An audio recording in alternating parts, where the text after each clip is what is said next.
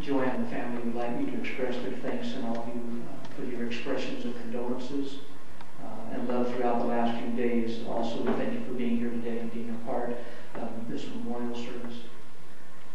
And to Joanne and Julie and Jeff, we'd express our love and our condolences.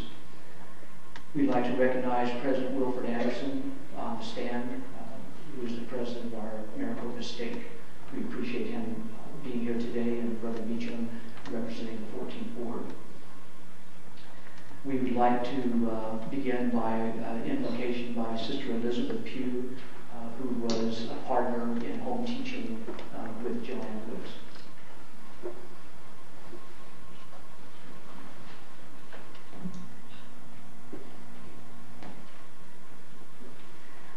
Our dear Father in heaven, we meet here as a memorial for Sid, and we are grateful to be able to meet together to join our love and faith around Joanne and his family.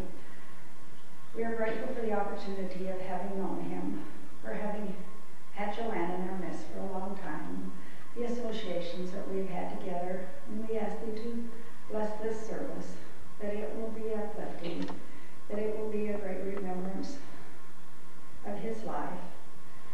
We ask that thy Spirit will be here, that comfort and consolation and solace will be with us as we meet this day, that those who have prepared parts on the program might do so in a way that they would like to, that they will be able to perform as they would like to this time.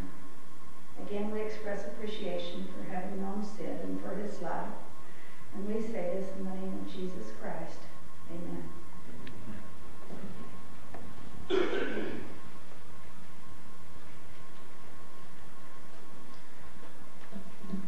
Brothers and sisters, we would like to have you refer to the printed program for the details of the service. In addition, after Dr. David Vaughn shares his remarks with us, we will hear a special number that was specifically written for this moment, titled Close. It was written by Mildred Wiseman and will be performed by Millie Packard, and Jennifer Sandstrom will accompany that music.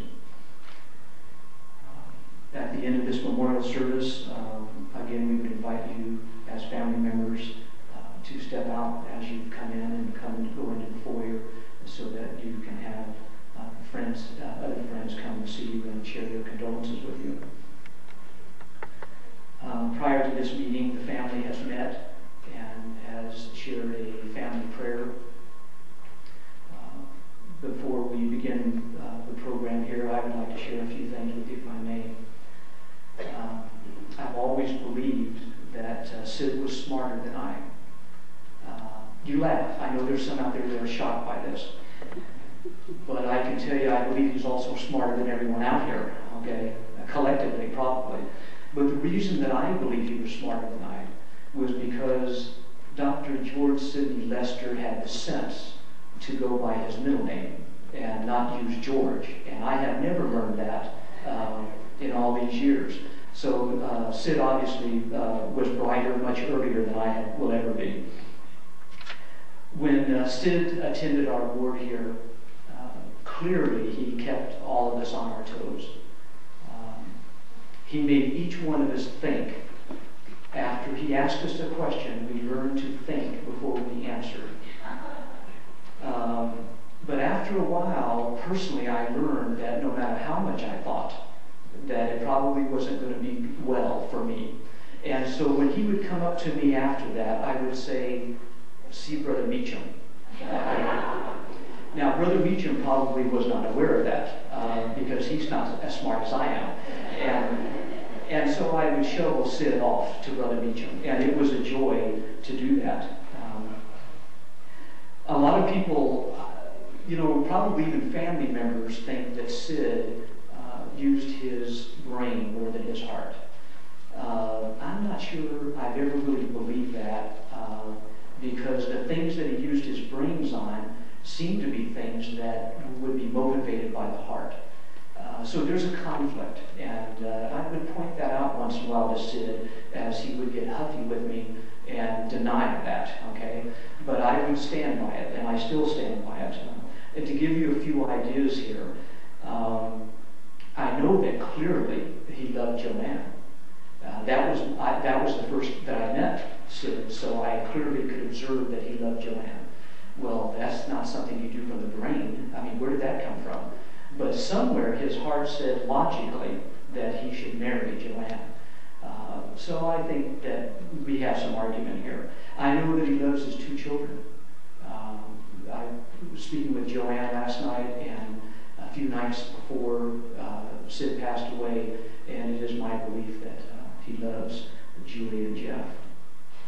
I believe that he loved his station in life.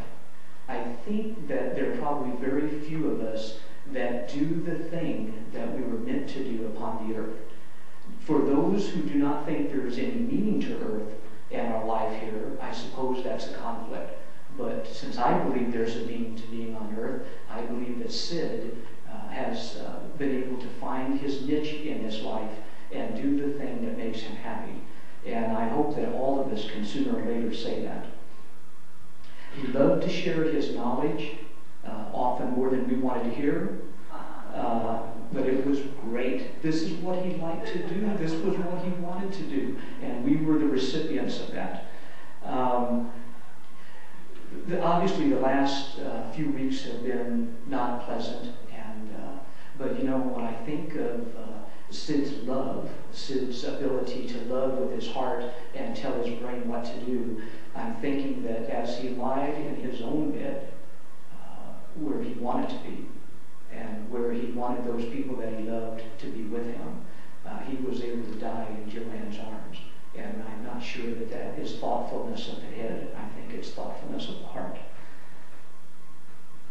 So I don't think it's as simple as describing Les as someone who thinks with his brain or uses his brain more than his heart. I think Les was Les, and it was wonderful being around him. Personally, I loved his independence. I loved his individualism. I know beyond a shadow of a doubt that Les is learning more right now than he ever imagined. And it's coming in faster than he probably can tabulate it. But I know that his heaven is learning the things he's learning. And I believe that with all my heart. I also believe that there's a master plan. I do not believe that we're here by accident.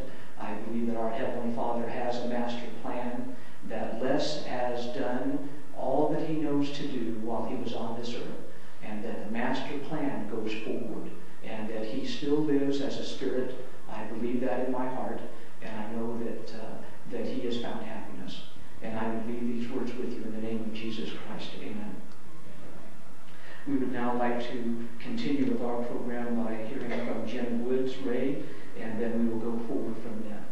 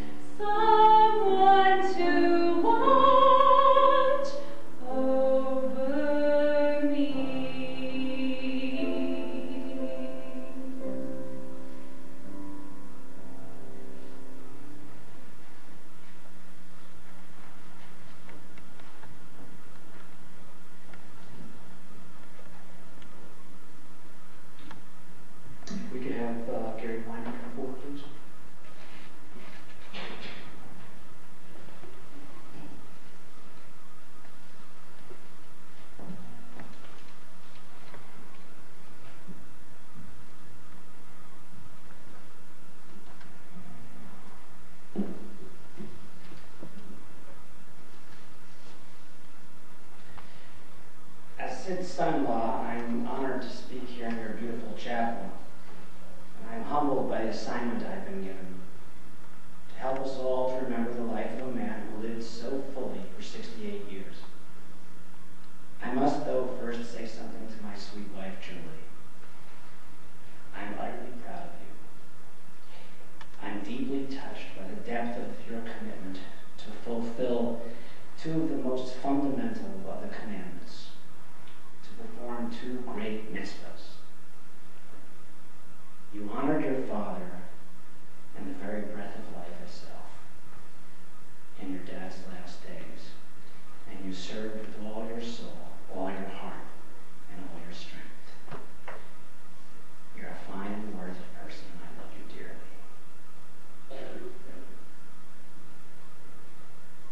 Rabbi Abraham Joshua Heschel, of love and memory, wrote something like this: recollection is a holy act. We sanctify the present by remembering the past. Not far off from our consciousness is a slow and silent stream. A stream not of oblivion, but of memory, from which the soul must constantly drink before entering the realm of faith. What we must do is to be open to the stream in order to echo, in order to recall. There's a slow and silent stream at the shore of all human history. The heaven is God's, but the stream is open to us all. Those who live by their faith find themselves in the community of countless souls of all ages, of all nations. Let us now recall. Sid Lester was Joanne Wood's husband, the brother of Herb Lester and Jeanette Gabriel, the father of my wife Julie, her brother Jeff, the father-in-law of his wife Cherry, and the grandfather of my children Sophie and Ben. Dr. Lester, as he was known to many, loved his mother Renee dearly and traveled extensively with her before her death several years ago. Renee was bright and funny and worked for a hardware company as a clerk for many years. Sid's father, Edward Lester, was a tile setter, a saxophone player, and somewhat of a well-known amateur scientist. Sid was born in Long Beach, California, and was quite a bit older than his siblings. He was asked to bear some of the responsibility for the two younger children and remembered with some pain that his father seemed to refer too often to, quote, Sid and the kids. My impression was that there was some unhappiness between Sid and his dad during his childhood. Sid started his undergraduate education at College of the Pacific in Stockton, California, where he met Jeff and Julie's mom, Nancy. They both transferred to San Francisco State and lived at the corner of Haight and Ashbury Streets during the heyday of the beat era, but before the emergence of the hippies. That's probably a good thing, because it's somewhat difficult to imagine Sid dancing barefoot through Golden Gate Park with flowers in his hair, saying groovy and far out to everyone he met. Sid loved to hang out at the Hungry Eye, one of the hippest of the hip places in his day. Sid was married for about 6 or 7 years before the birth of Julie, and then 11 months later, Jeff. One of the great sadnesses in his life was his eventual separation from his children. Although he was pained by this distance, he was a good dad. He never shrank from his responsibilities. He always tried to show the kids a good time, taking them on ski trips, and once for a drive across the country. Always the teacher, he would start a topic with the kids while driving, and if they were getting too close to the destination before the kids got the lesson, he'd purposely make a wrong turn so that they could get it. These lessons were designed to help the kids learn to think critically, one of Sid's favorite issues. Julie remembers him working with them as teens to help them discern the difference between quality and popularity. I remember Sid as having a very well-defined sense of quality. He was insistent that some music was music and other music was something else. Pianos made music, synthesizers made something else. I am frankly and sad to say still at a loss to understand what he was talking about. Sid was a consummate, devoted, and persistent teacher. In his youth, he worked as a cab driver in San Francisco and loved to show off the city and his knowledge of the city to tourists. He took great pride in knowing his way around the maze of one-way streets, the steep hills, the best views, and the best restaurants in town. In the Korean War, Sid was in the Signal Corps and taught Morse code. He was retired from San Jose State University in California, where he was a professor of education. He held a doctorate of education from UC Berkeley. During his career, he taught at Berkeley and San Francisco State and served as a public school administrator and consultant for American schools in Europe. Sid wrote for educational journals and developed curricula and teaching methodologies. He was a seasoned traveler, a skilled researcher, the author of travel guides, and he loved to listen to jazz and play piano. He loved snorkeling, and he loved playing competition-level chess. Sid loved to talk, to debate, to stir up the concepts and use words. He loved words and treasured perhaps more than almost anything else the process and the products of the intellect. Julie says that Sid was comfortable with the complexities of life. He didn't see the world in black and white, except perhaps when it came to music. He loved to travel, to cook, and to collect things. Sid used to rummage through flea markets, junk stores, and antique shops, searching out good, high-quality stuff. He collected antique bottles and took the kids to dig through dump heaps and ghost towns, searching for new old stuff. He and Joanne collected rocks and old records together. Sid met Joanne, with whom he shared an all too brief 4 years, through a personals ad that Joanne had placed. On their first date, Sid arrived at Joanne's house early while she was in the midst of giving a piano lesson. He asked if he could watch her teach, and apparently an instant connection formed. Sid was blessed by the acceptance and love of Joanne's family, with whom he had become very close over the course of his marriage to her. There was a marked softening that developed, and he had, I am told, begun to appreciate spirit in the face of his robust skepticism and intellectual rigor. Until these past few weeks, Julie and I had not known Joanne well. But Julie has come close to her through their collective ordeal in the last several days of Sid's life, when Joanne, her daughter Vicky, and Julie cared for Sid day and night together, living through one of life's most challenging moments. Together, 3 very strong women. Julie has said over and over how good and kind Joanne and Vicky are and were to Sid, and in fact to her in those last few days. We are greatly appreciative of the space that Joanne made for Julie in her home and for allowing her into this most intimate of life's journeys. The last few months of Sid's life were very difficult. He suffered greatly but was courageous and dignified in the face of some very bad news. Joanne was a constant source of hope and encouragement and comfort. Sid, though, demanded honesty. He had seen what had become of his former wife, Dolores, and her bout with cancer, and was doggedly committed to not go through needless medical treatment. One bright spot in these last weeks of Sid's life was that despite his severe illness, he was able to attend Jeff and Sherry's wedding just a few weeks ago. At Jewish funerals, we say a prayer that starts in Hebrew, El Moleh Rachamim. I will give you a very loose translation of what the prayer means. God, full of compassion, you are the full, sheltering, one source of life, to whom the soul of my father-in-law, Sid Lester, has returned in perfect rest. We remember the man whose soul is now among all souls who have lived and been transformed. May the one pure light that shines like the brightness of heaven radiate through his memory. Oseh Shalom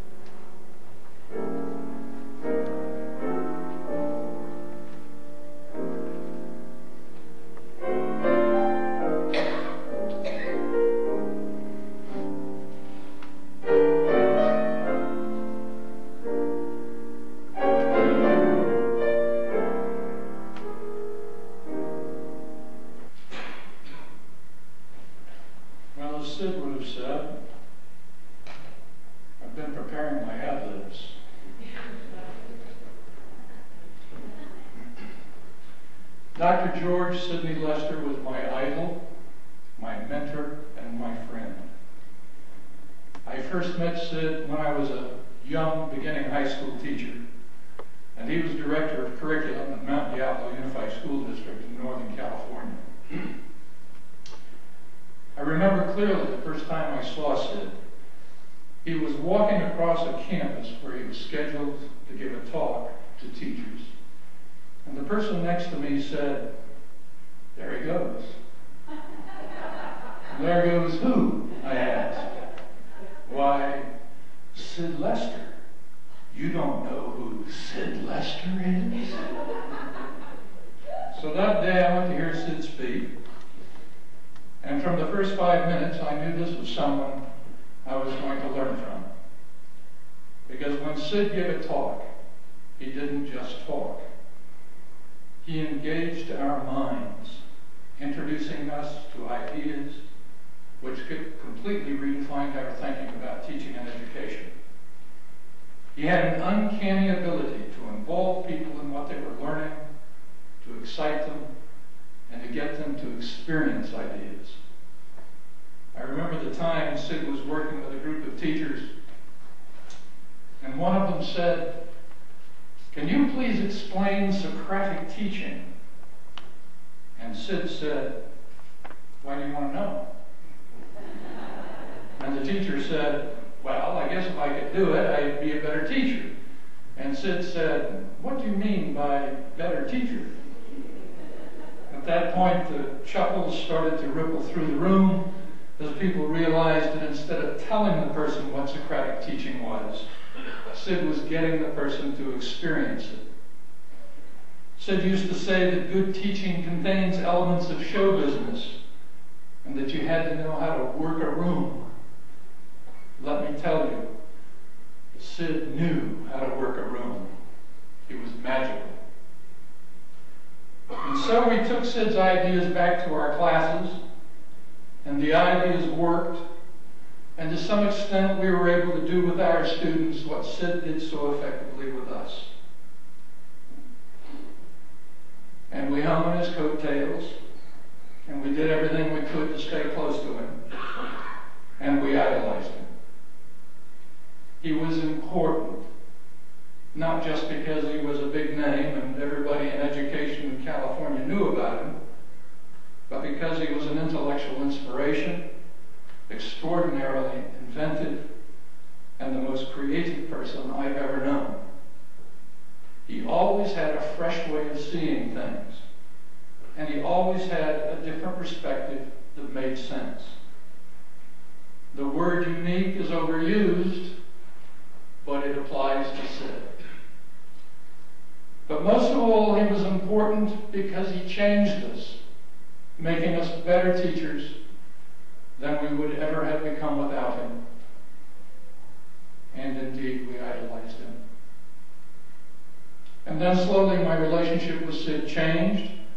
I quit my teaching job to go back to work on my doctorate at Berkeley, and Sid became director of a big research and evaluation project in Marin County, and I was working part-time at a research and development lab and hating every minute of it. And then one day Sid called and said, "How would you like to come work with me on my project?"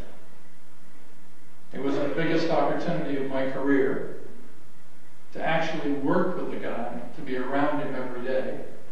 I can't tell you how important that was.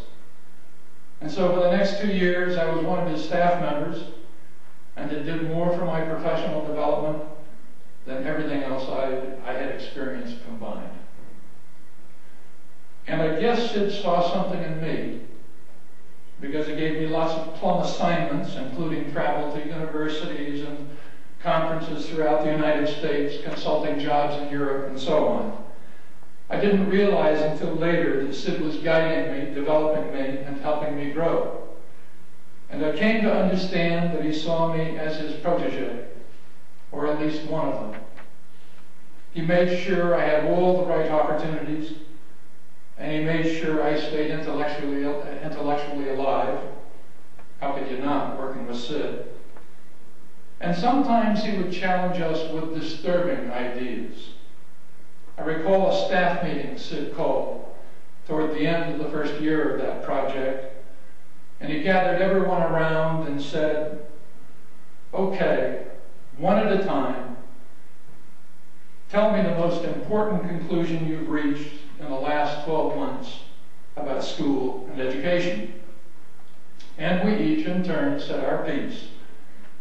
If we want to really get students to think at higher cognitive levels, mentioning critical thinking, of course, we've got to find a way to improve teacher training. Or if schools are going to make a difference, we've got to find a way to create cross-disciplinary curricula. Or we've got to do a better job of raising standards in the classroom. And when we were all done, we turned to Sid and said, "Okay, Sid, now you tell us, what's the most important conclusion you've reached in the last 12 months? And Sid said, "I've concluded that if a child comes from a loving family, and the child is encouraged to ask questions, and if there are books and magazines around the place, and the kid gets to go on vacation with the family once in a while, school won't hurt him too much." That was vintage Sid. With Sid, it was expect the unexpected. And then, in the beginning of the third year of that project, I got an offer to teach at San Jose State University, and Sid knew it was time to kick me out of the nest, and off I went. He had launched me, and my association with the university has worked out better than I could ever have hoped. Sid was instrumental in getting me that job by helping me prepare myself for it. And of course, the fact that I was associated with Dr. Sid Lester helped enormously. And then I finished my doctoral degree, and the day the degree was awarded, Sid and I and some others went out to celebrate at a big restaurant in San Francisco, and Sid had Dr. Bond paged every 15 minutes. By that time, of course, our relationship had changed, and while I still idolized him and regarded him as my mentor, we had also become very good, very close friends. We were there for one another. I lived with Sid and his wife when I was going through my divorce, and he lived with me and my wife when he was in a transitional period. But Sid was always a rock. I'd get in some kind of difficulty, and Sid was always there, always sane, rational, supportive, non-judgmental, and ready to help. And through our friendship, I was able to see in Sid perhaps his greatest strength. Sid was a person of extraordinary integrity. I never, not once, knew Sid to lie or deceive or manipulate another person. He was never, not once, duplicitous. The Sid you got on Tuesday was the same Sid you'd get on Sunday. There were never any tricks. I never saw Sid try to hurt another person, even when he had been wronged. He was never vindictive, never petty, never bigoted. Those are emotions too small for a man so big. Not long ago, a student came by my office and urgently wanted to see me about something really important, so my secretary let him in. I was expecting to deal with someone who had a big problem, and then he said, I wanted to meet you because I understand you know Dr. Sid Lester." I said, "Yes, I know him."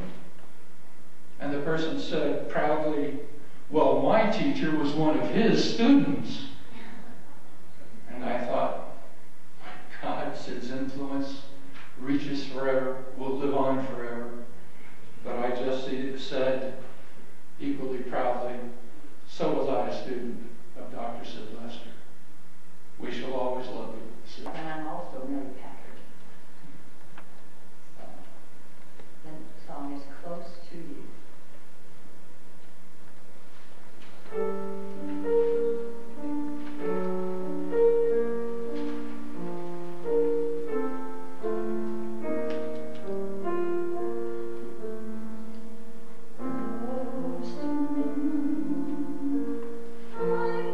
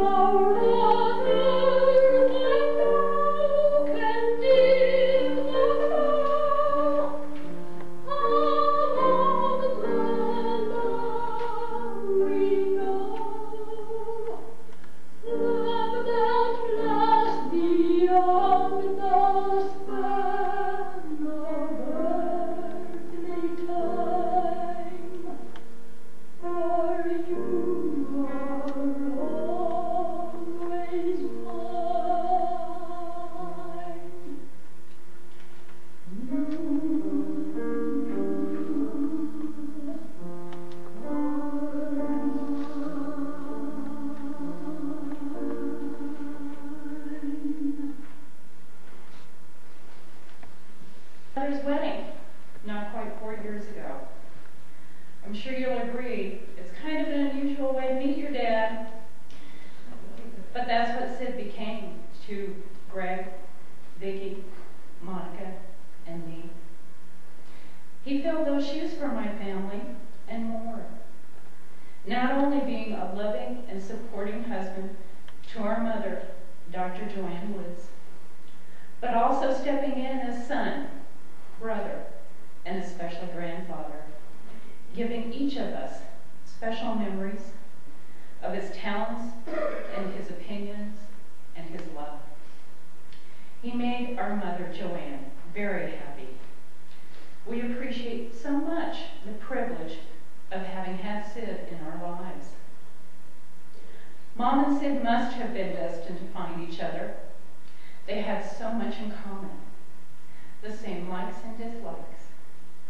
Jazz music, movies, piano, writing, teaching, computers, a reverence for education, and even the same decorating colors and scheme. Sid was always so generous with his time, energy, wisdom, and knowledge.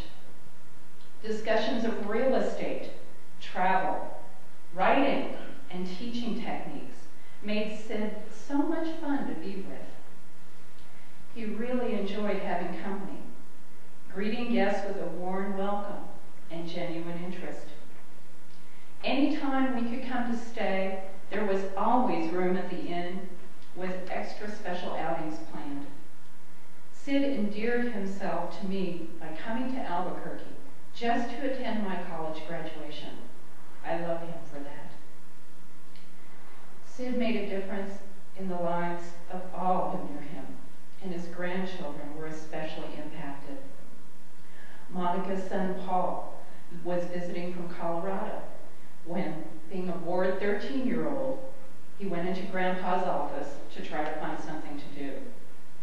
Sid right away shut his books, turned off the computer, logged off to teach Paul to play chess. They spent hours playing chess, and a lasting connection was formed. Sid loved to get in the car and drive to the store, to the video rental, out to eat, to the library, to a jazz concert, to the printers, to the desert to hunt for Herkimer's, gold and diamonds in the rough, and to his California beaches. Summers at the beach in Carmel and snorkeling in Puerto Vallarta in January were all new experiences he introduced to Joanne. He also taught her the art of football through his one and only San Francisco 49ers. He had so many plans for the future. Sid had planned visits with his brother Herb, his sister Jeanette, daughter Julie, and grandchildren Sophie and Ben in California, and son Jeff, who lives here. He had several books in development and was working on a movie trivia board game. Trips all over the world were being planned. He was going to show Joanne his New Orleans, and she was going to show him her New York. We were all going to take a cruise someday. So many plans for the future, so many good times of the past to remember. A complex, educated, highly intelligent, and caring man with panache and style. I'm sure each of you knew him in a special way, different and unique to the rest of us. But this is the man my family and I came to know and love very much. Dr. George Sidney Lester, a class act.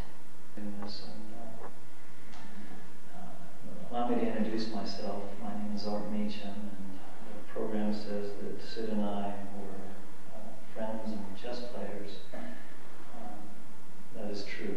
I'm really grateful I got to know him. It's kind of nice to hear many of the tributes after the fact, because Sid was being married to Joanne, would come to our services here at the LDS Church, and I had the opportunity or responsibility, as the case may be, to be the instructor in his class. And had I known who was sitting in my class, I might have been too intimidated to teach. That's all right. I would add to the list of virtues that have been mentioned that he was really quite modest and humble, and very kind. What a good man. My wife and I were also assigned in our faith. Each of the members of the church are asked to visit and watch over other members. And my wife and I were assigned to go and visit with Sid and Joanne. And we would go over to their home every month. And it was kind of fun. And by the way, sweetheart, I didn't tell you this. Nothing has changed.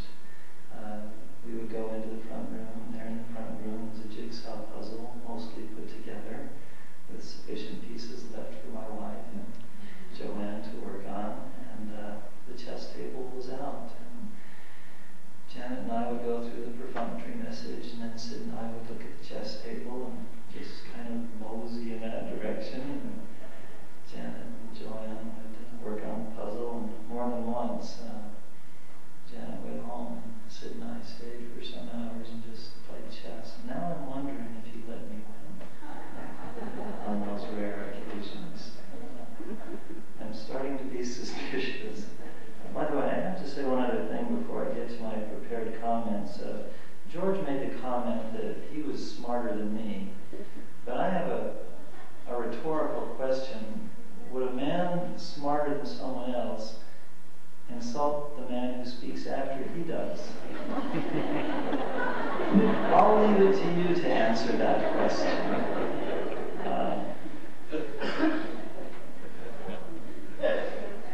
Just dawned on me, however, that he'll probably be getting up after my comments.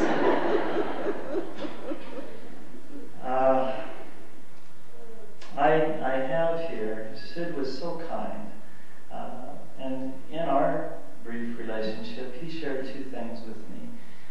One I've not been able to put my hands on. He had one page of metaphysical questions, things he really wondered about.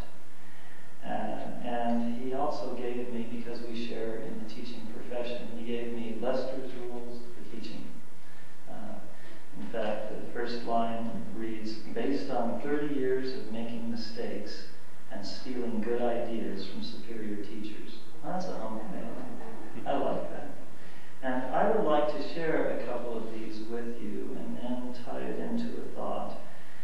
I'm going to just read to you the first 4 statements he put down. He broke it down into categories. He has most important rules, rules on effectiveness, on lessons and assignments, on classroom management, on testing and grading, critical thinking, which has been mentioned quite a bit, and then building a support system. Let me read just a couple of these to you.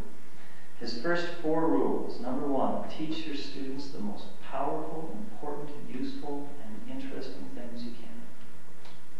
Number 2, don't do anything in your classroom that you can get your students to do for you. I'm going to make a note of that. Teach your students in such a way that their self-esteem is improved as a result. And number 4, maintain high expectations for your students. Realize that they can learn everything you can teach and more. Well, this goes on for 3 pages of wonderful, wonderful insights from an educator. And as I read these, I thought how much this is really just like our Father in heaven. Before this service, Brother Bishop Graham, George Graham, met with the family, and we had a family prayer. And he explained that in this church, we have a tendency to call each other brother and sister. That comes from a belief, from a statement, many people have said it, but a statement that speaks of the fatherhood of God and the brotherhood of man. We believe that God is the Father of each of us, the Father of our spirits. And we believe that this mortal sphere where we find ourselves now is only one act of a 3-act play. We believe that before we ever came here to this life, that we lived with a loving and kind Father. And just as we talk about being kicked out of the nest for personal growth and edification, even so our Father in heaven realizes that we have room for growth and we have potential, that there is divinity in us, but we need to leave His presence and being separated from Him, come and have this mortal experience. Just as our own children grow in our homes and need to leave home, to make choices, to make discoveries, to grow and become their own self, even so we leave the presence of our Father in heaven and come to this mortal sphere. We come here by choice, and we come here by purpose. We're here to accomplish things, to learn to grow and to forgive. What is his name? I do improvisation as well. I make up a lot of things. Who wrote It Wasn't on Fire When I Lay Down on It? Everything I Needed to Learn, Robert Fulton.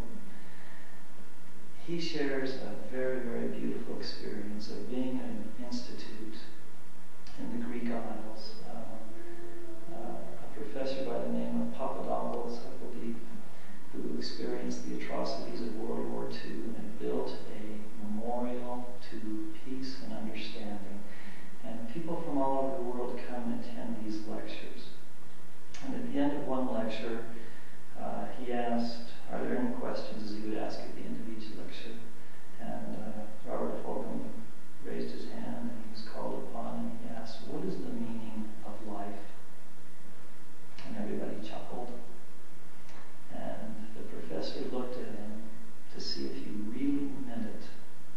And when he saw that he did, he waited for the room to quiet and he answered the question. And he took from his wallet a small, round mirror. And he talked about an experience in World War II, how some of the Axis forces had taken over this village. There was resistance. Some of the underground in the resistance, had strung a rope across the road and had taken out a motorcycle and then killed the soldiers. And this professor, as a young child, went and found the mirror on the motorcycle that had broken into many pieces. And he found the biggest piece of it. And he sharpened it on a rock, he smoothed it out,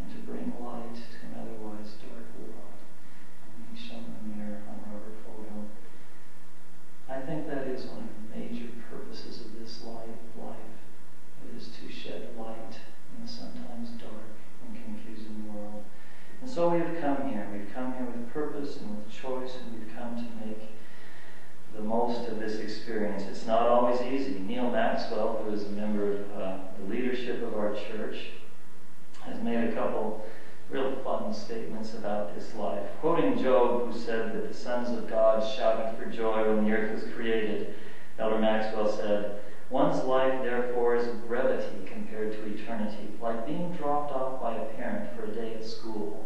But what a day." And on another occasion, he said this. He said, while most of our suffering is self-inflicted, some is caused or permitted by God. This sobering reality calls for deep submissiveness, especially when God does not remove the cup from us. In such circumstances, when reminded about the premortal shouting for joy at this life's plan being unfolded, we can perhaps be pardoned if in some moments we wonder, what was all this shouting all about? It's hard at times, and yet there is purpose. Ben Franklin made a wonderful observation. Just as birth is a gift, so is death. Birth is the entrance into this mortal sphere, and death is the exit. Ben Franklin wrote, "A man is not completely born until he is dead. Why then should we grieve that a new child is born among the immortals? We are spirits, that bodies should be lent us while they can afford us pleasure, assist us in acquiring knowledge, or in doing good to our fellow creatures, is a kind and benevolent act of God. When they become unfit for these purposes and afford us pain instead of pleasure, instead of aid become an encumbrance, and answer none of the intentions for which they were given, it is equally kind and benevolent that a way is provided by which we get rid of them. Death is that way." And so death is a mere birth into the eternities. Although it's rather didactic, at least I'm sure Sid would use that word, I enjoy this simple refrain. When God sends forth a tiny soul to learn the ways of earth, a mother's love is waiting here. We call this wonder birth. When God calls home a tired soul and stills a fleeting breath, a father's love is waiting there. This too is birth, not death. And so Sid has had an opportunity to sojourn in this mortal sphere, and now has gone on to nobler realms. Jesus of Nazareth said, "In my Father's house are many mansions. If it were not so, I would have told you. I go and prepare a place for you." There are mansions for us as we strive to do what is right. For some reason, as I was preparing these thoughts, one scripture kept coming to my mind over and over, and I would like to share that with you in conclusion. It comes from the book of Micah, wherein the prophet said, "He hath showed thee, O man, what is good, and what doth the Lord require of thee, but to do justly, and to love mercy, and to walk humbly with thy God."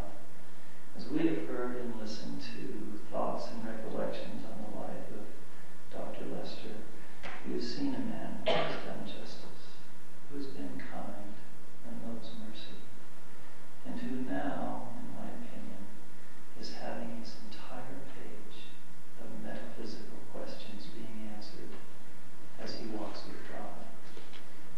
I share and leave with you my faith and testimony that there is a plan and purpose in all things, that there is a divine hand of providence watching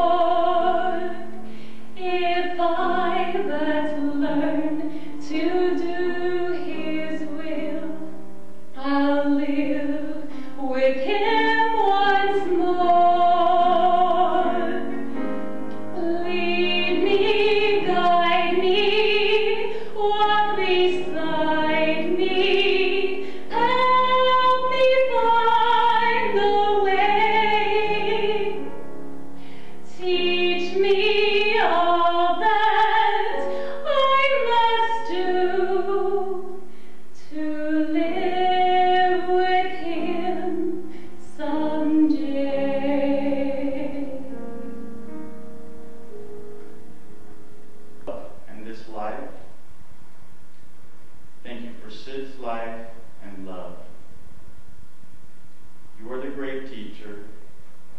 Sid was your student and protege.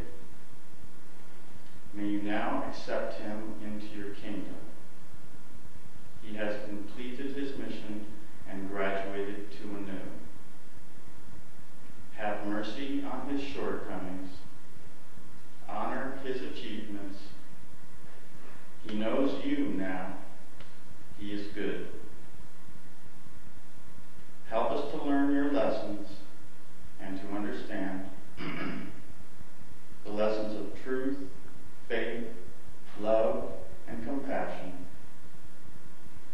May Sid find the love and comfort he sought, the love and comfort you helped us to share with him in his last days.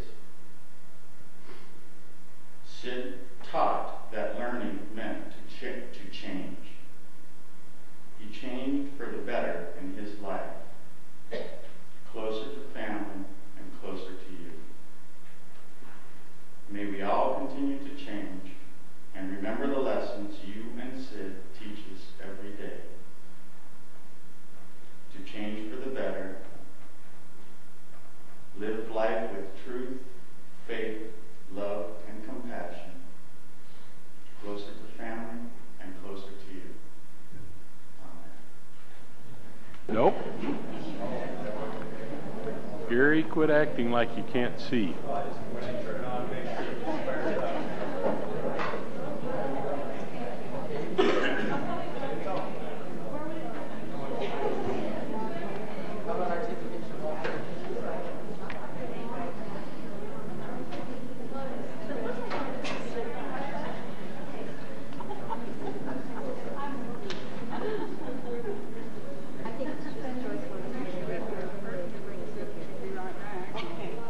Who sat there?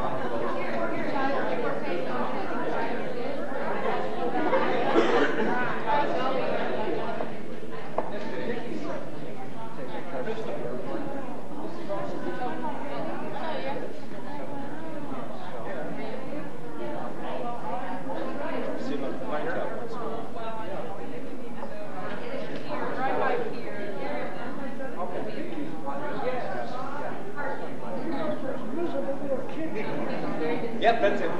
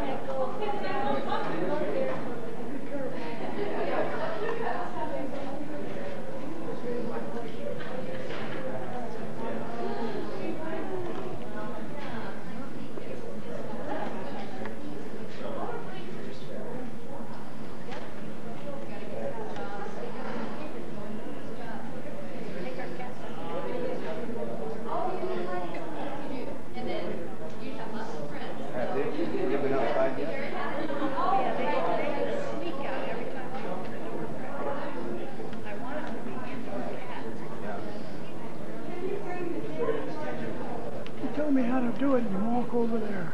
I'll get you. I was in it. Are you sure? Yeah, it's almost out of tape on. We've got to go, so I'm shutting it off. Okay. Thank you very much, though.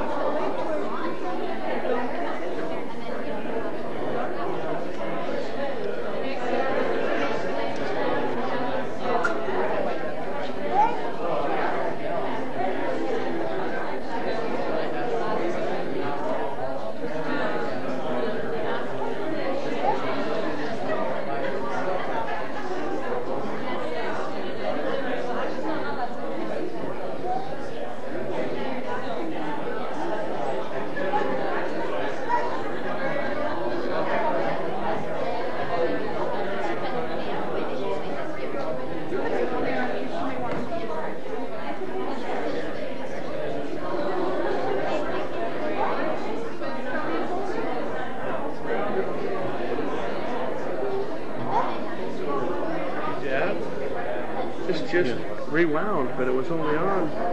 Was it a 12 exposure? Probably. Okay, because it was. I took like a 12. It was on 10. I took a couple pictures and also the rewound. So, how do we close it up now?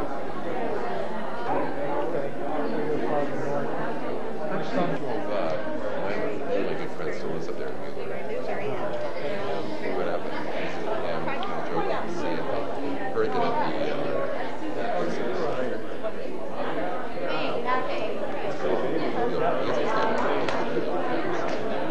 it's a terrible, terrible weather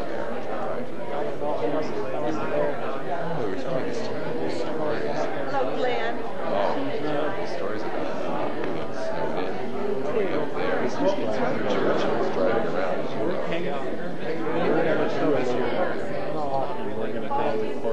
know, too good storm. And where I live, I mean, I just walk up. I don't drive. So we got places, so that's fine. Where I live, Stay with it's us. kind of flats. We're going to do this for, Just I drop don't a know, couple 30 of minutes few or blocks and it's snow. whatever long it Really different. Well, how are you? Yeah. So Terry does that. I had this kind of picture of an organization well ordered. I'm surprised. Still human being. Oh, yeah, absolutely. Do the recording and the comments here, and then go over to the house afterwards for the refreshment.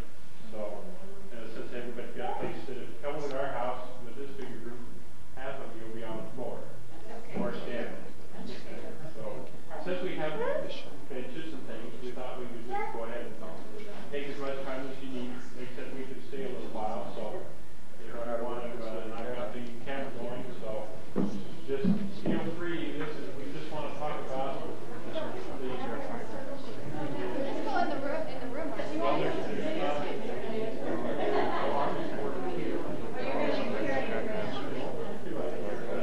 There's not any place to sit in there.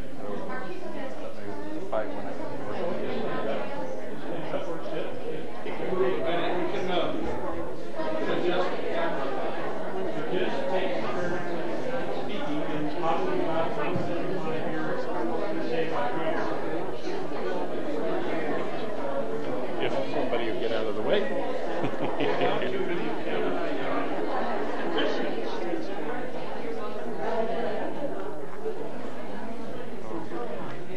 Are you going to start, Greg?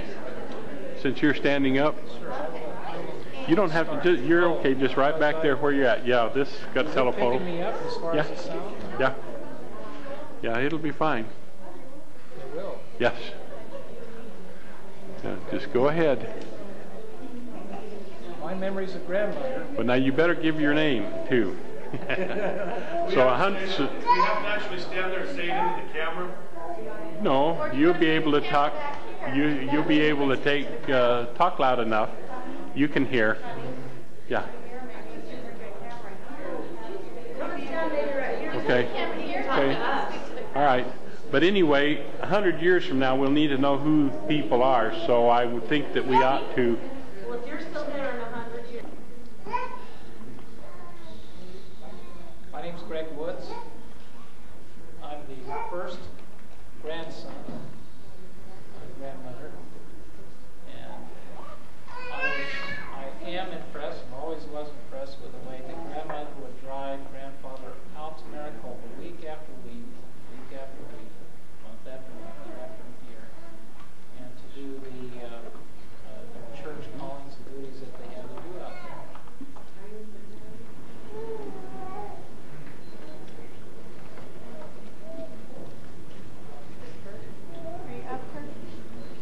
You're on board, pal. No, you're not. No. You stood up. You better. Okay, Vicky. Okay, Vicky. Oh, you got saved there. My feet hurt. Well, I'm the eldest granddaughter. Greg Woods' sister, Victoria Woods-Brodeman. My fondest memories of Grandma are something Grandma taught me that I took into my life. She really taught me how to clean house and how to change bed sheets the proper way.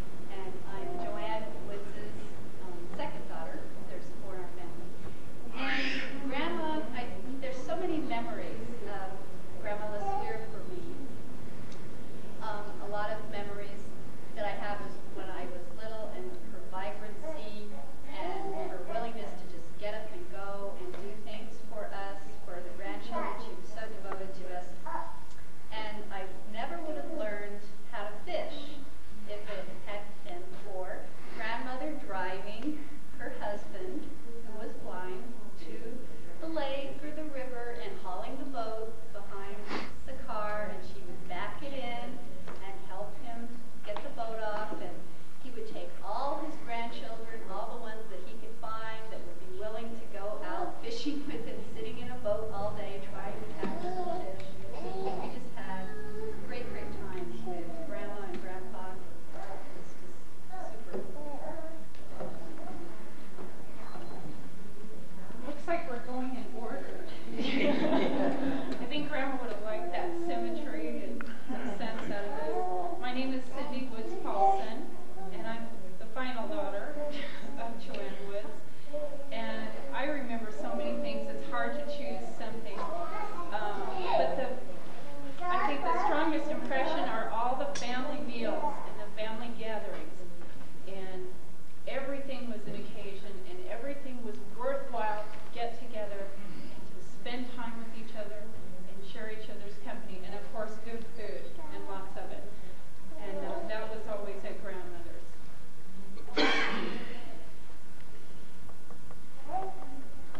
There's so many things that I remember about Mother and still cherish every moment that I spent with her.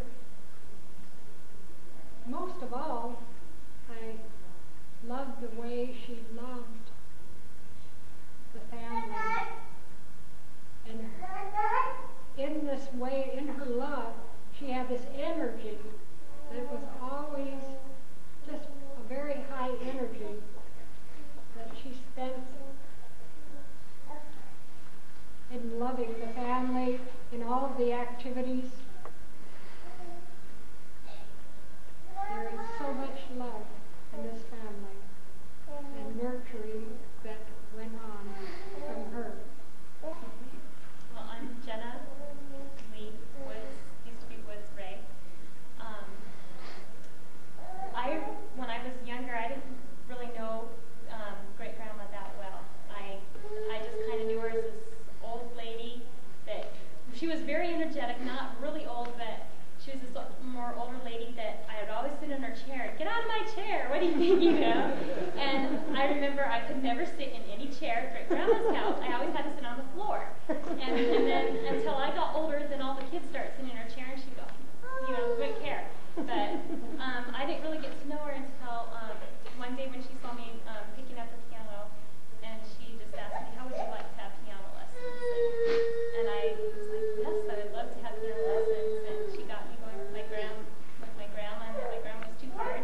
So I went under her, and she was really patient with me, and she worked with me a lot with a beginner, as a beginner. And then I started really getting to know her. She wasn't this old lady that always wanted to be out of her chair. Instead, she just started sharing more memories of, you know, herself and what she was like more when she was younger, and some things about when she was first married, and it really made me feel more of a closeness with her. And the thing that most impressed me with her, always, I dusted her house and was taking piano lessons, was that she has so much energy, and she, like as everyone said, I remember one time I went over, I was feeling so sick. I was just really tired. You know, I just had my lesson. And, you know, it was a bad lesson. Didn't practice much that week, I remember, and she chastised me over that and stuff. But I remember I started to dust. I'm like, so I started complaining. Oh, Grandma, I'm really tired. I really need to go home. I'm not feeling too good. And she's like, well, I wake up every day, and, you know, it's hard for me to get out of bed, but I just keep on moving until it, you know, shake it out of me, and it's gone. And that really impressed me, and I thought, wow, I would like to be like that, where I don't complain, and where I just keep on moving and keep going and doing the things that I need to do. And that's my biggest memory of her, and something that she really impressed on me, and something that I always hope to put into my life. I'm not going to get out. Okay, just talking about your sister. Oh, well, you know, one funny memory. She was the oldest in the family, and I was the youngest. But, you know, when I grew up, well, we became the best of friends, and she was the best friend I ever had. And anyhow, you remember when we used to go to the what is the name of that trailer park?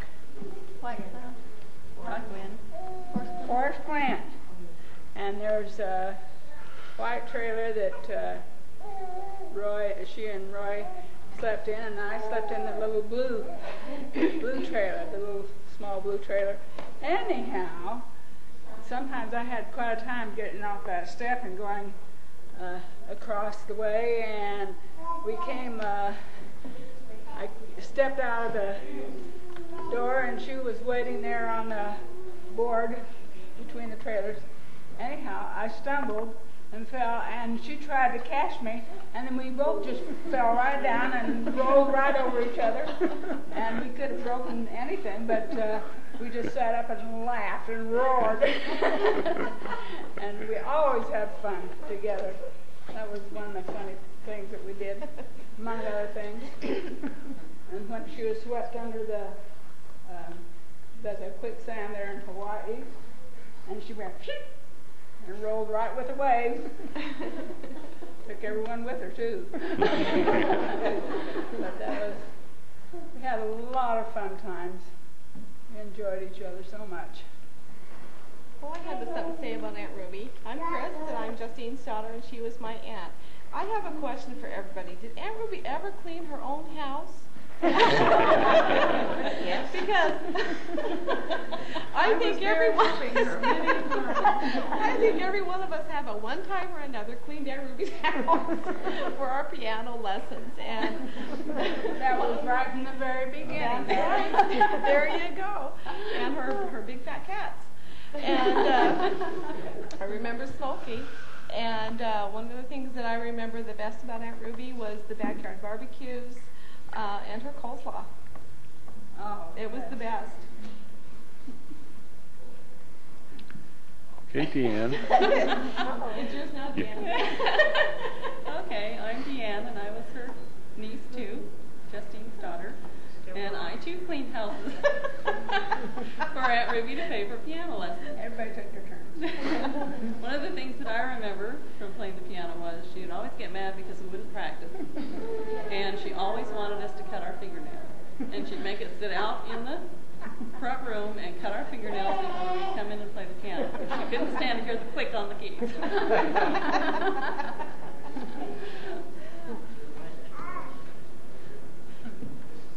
Joyce? Oh, goodness. There's so much to remember about Mother. A couple of the trips to Hawaii. Those were fun. I got to go with Justine. Those are real fun trips. We snuffed her out of her sugar cubes too, you know. We sort of grew up together. Yeah. I think she's been everybody's best friend. Best friend, everybody, and she loved all of her grandchildren equally.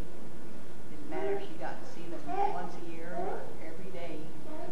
They had a special place in her heart for each one of her grandchildren and great-grandchildren. She just had a great love for everyone. And to be so talented and then still be so, well, I mean, before well-rounded in all aspects of life. She wasn't way out in left field anywhere. She just had a great ability to make you feel welcome and she loved. We'll miss her. She's really been everybody's friend. She was certainly mine. The best mother anyone could ever hope to have.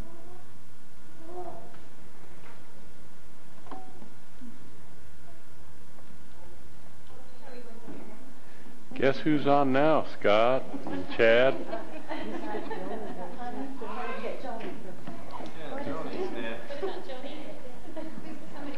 I didn't know we had an order. Yeah. Vicky. Okay.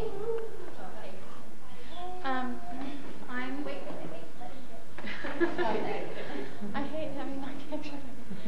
I'm Joyce's. I'm the oldest daughter of the oldest daughter. I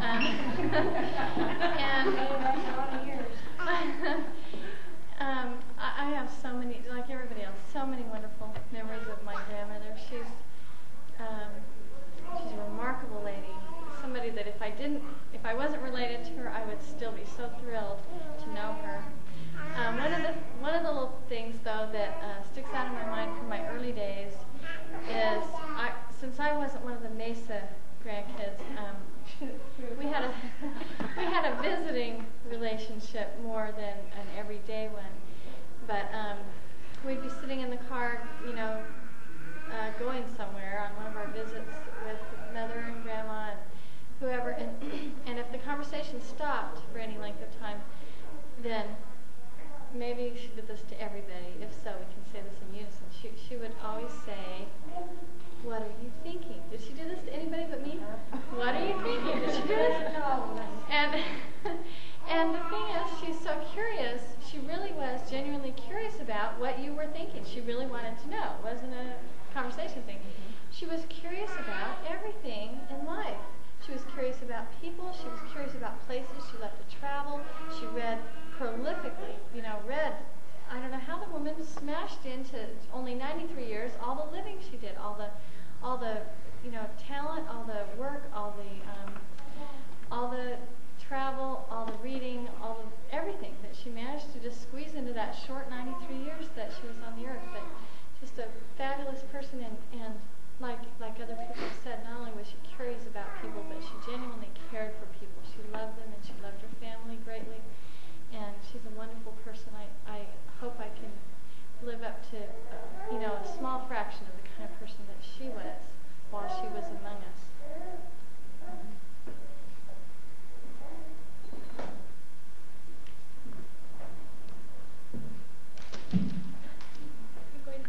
You should probably go around and stand in front of the camera.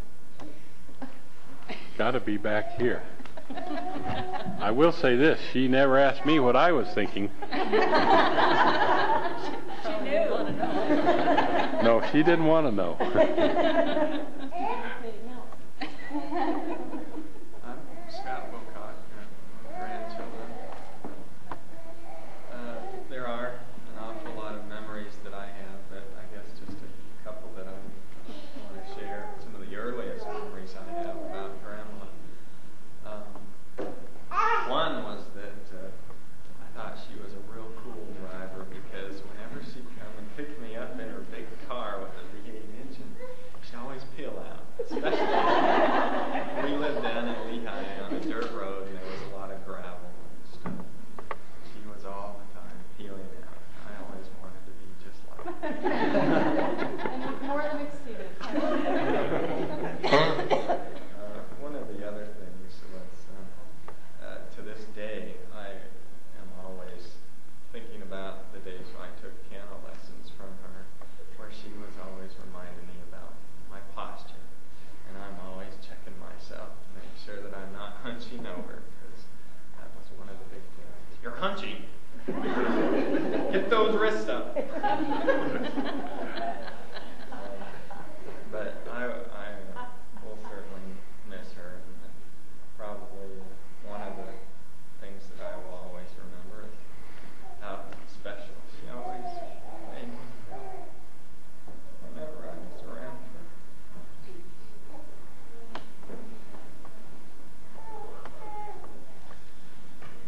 I'm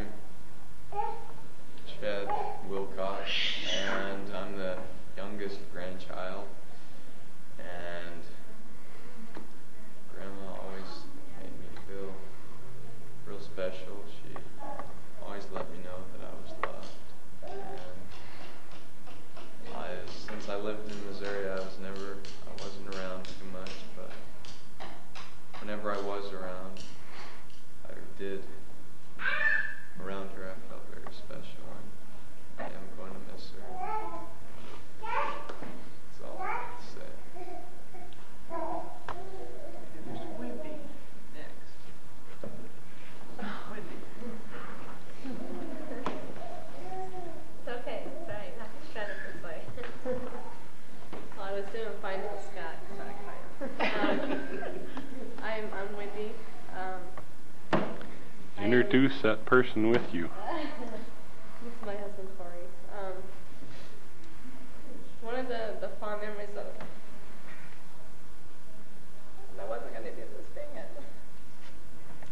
Is my grandma, I think I told her that I was going to give her gray hairs before her time. There's a couple of times that she wanted me to play by ear, trying to teach me how to play by ear, piano lessons, and she did the same thing to me as she did Scott. Don't hunch over, get those wrists up, use the correct fingering, don't forget your scales, the whole 9 yards.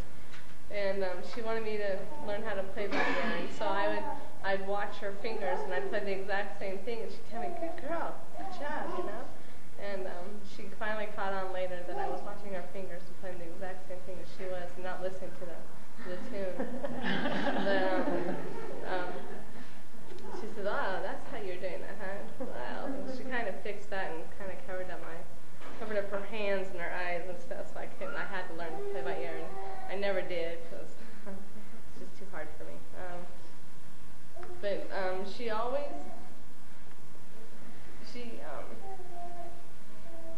think the one thing that she taught me most is how important it is to write in a journal. She was one of the best people to write in her journal every single day. And if anything, is one thing that she taught me outside of the piano is journal writing. And I'm going to miss it.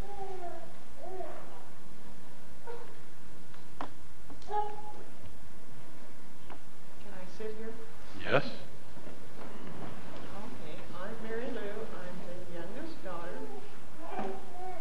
And I, like everybody else, have many, many good, fond memories. But I thought I would tell a little story about when I was a teenager, just to kind of shows what kind of a mother she was.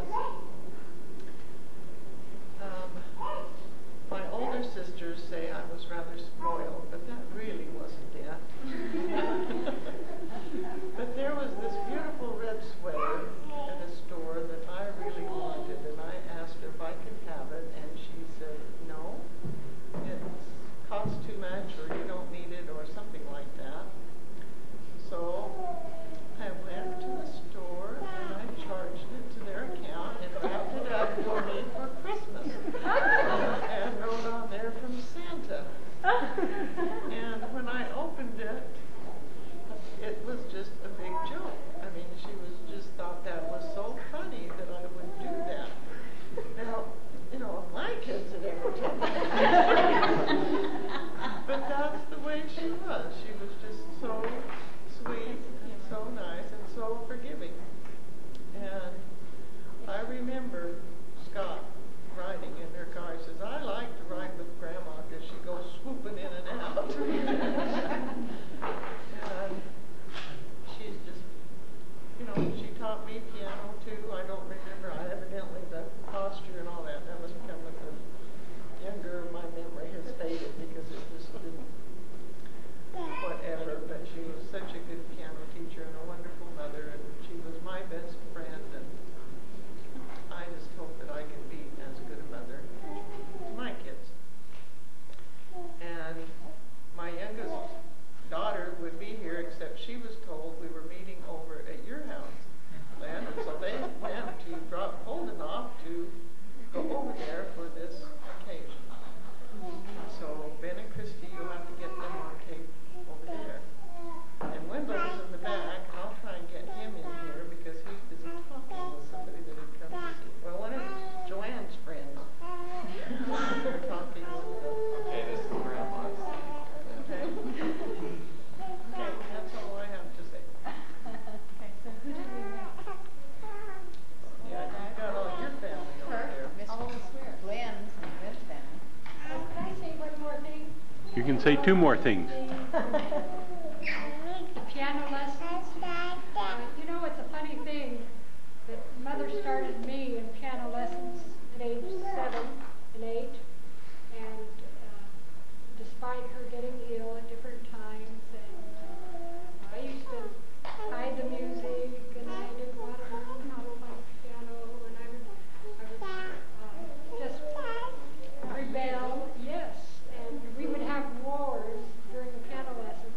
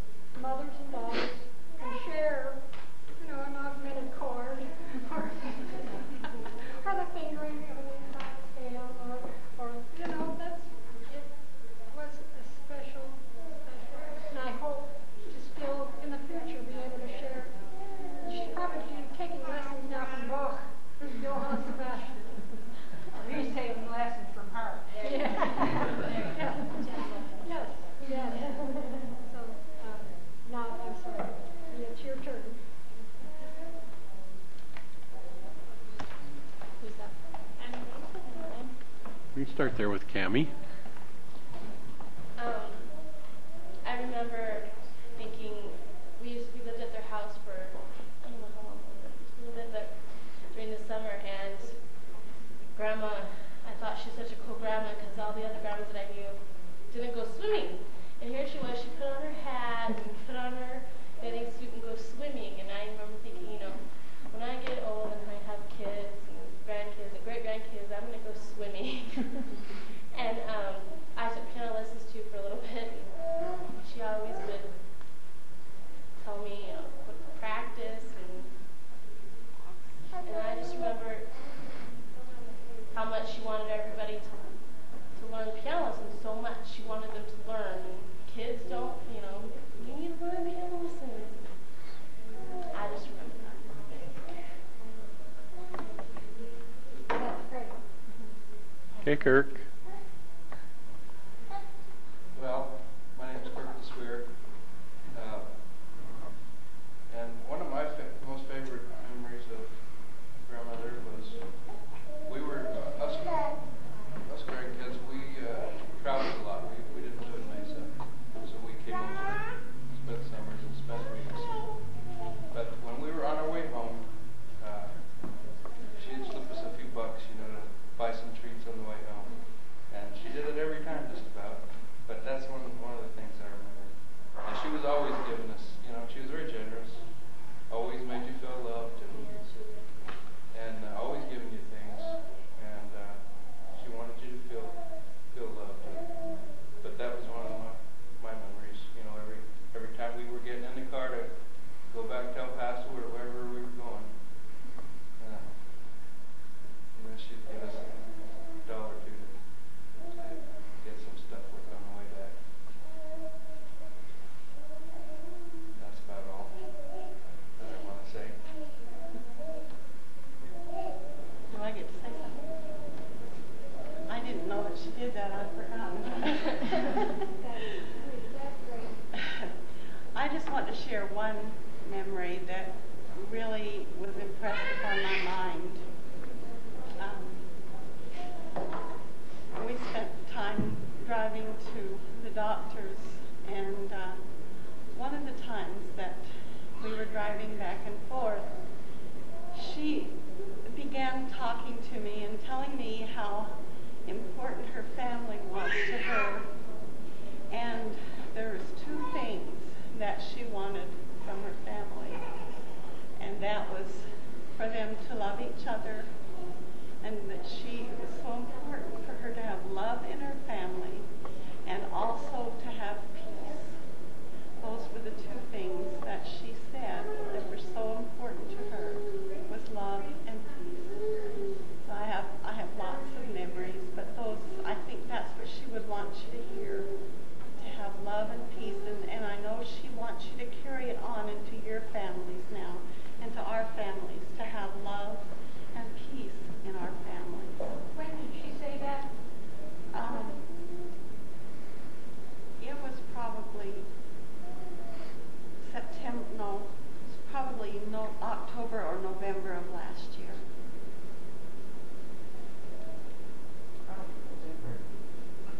When I was gone. Right.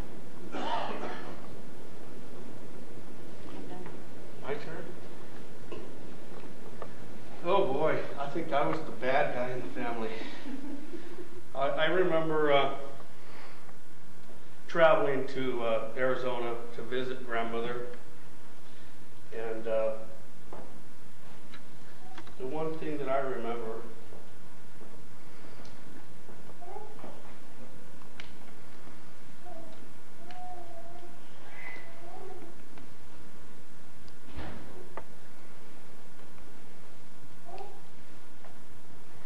I shouldn't have went after my mom. She had me already going. Was her class. She always was just cared about her appearance and her. I can remember we would come no matter. We could arrive at 11 o'clock at night or midnight. Some of the trips we would come out in the summertime, and she would just look like, you know, middle of the day, she would just really care about how she looked, and she took really good care of herself her whole life. And I think she was really blessed to live a nice, long, healthy life. And I remember as we grew up, that's just one of the most, one of the things I realized about my grandmother is just the way she really cared about herself, and how she really impressed upon the grandchildren and the people around her that it was important to be that way, to be strong and to strive for perfection. That's one thing. As I never took piano lessons from grandmother. I think I took 2 or 3 lessons before I went on a mission. She thought it would help me on my mission to know maybe 1 hymn, in case she knew I got called to Alaska. And I remember her telling me, well, you know, you might go to some place they don't have anyone can play piano. So she sat me down for 5 or 6 lessons, and she taught me, I think, 2 little hymns, and I even think I ended up having to play one out there when I was on a mission, but with a lot of mistakes. But I remember just in those few lessons, you know, just like some of the other grandkids that took lessons from her, she just really strived for that perfection, and you know, the way you sat and the way you put your hands, and boy, it would really upset her if you didn't do your studying on your lesson materials. And as a young child, sometimes I thought, well, my grandmother swears she's a mean lady. I remember thinking, oh, she's just mean. And then when I got older, I realized how much love she would have for us to care so much, you know, that we would, you know, be perfect in everything we would do. And then I also remember just when we were older, we moved back to Arizona, finished high school, and Grandpa had been, you know, blind for so long, and he was having a lot of health problems, so we moved over there to Mesa to take care of Grandpa and help Grandmother out. She was getting to the point where she needed more help, and I remember there a couple years before leaving on a mission, living there at her house, and I had a lot of good fun experiences there. And one thing I remember doing was I stayed in a little bedroom there with Grandpa. He had his room there where the 2 beds, you know, that one room there, and I slept in there with him. And he would always tell me stories at night, things. But I would, I guess the jokester side of me, Grandmother was real particular how she would set up Grandpa's clothes in his closet and his dressers. She would have certain colors in certain areas so that Grandpa could dress himself and be color coordinated. And being kind of a meanster, I would go in at night when he fell asleep, and I would rearrange some of his colored things and get his red socks in with this, you know, I'd mix it up, and he'd come walking out ready to go to the temple. And Grandma, I can still remember, just anytime I did that, Grandmother would, now Roy, you've messed your colors up again. You know, you've got to keep those clothes. And she really got after Grandpa. And boy, that made me, when she first did that, I remember feeling real bad about that. But she got really after him, and he said, well, no, I did just, I used the right drawers. And it was because I mixed his clothes up and played a little trick on him. But Grandpa was fun. He was just a lot of fun. And so but I remember telling Grandmother later that day that I was the one that I rearranged his drawers and things, and she got a little laugh out of it once I told her. She just sat and laughed about that. But anyway, I have a lot of good memories with Grandmother. I will really miss her.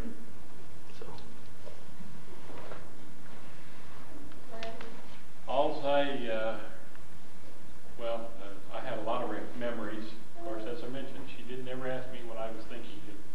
She probably knew what I was thinking. But I do remember, especially the last few weeks and month or so, as she was feeling so bad, we had, she had some questions, and she was just concerned about whether she was good enough to go on to see Dad. And I kept telling her how the impressions that I'd had growing up, of course,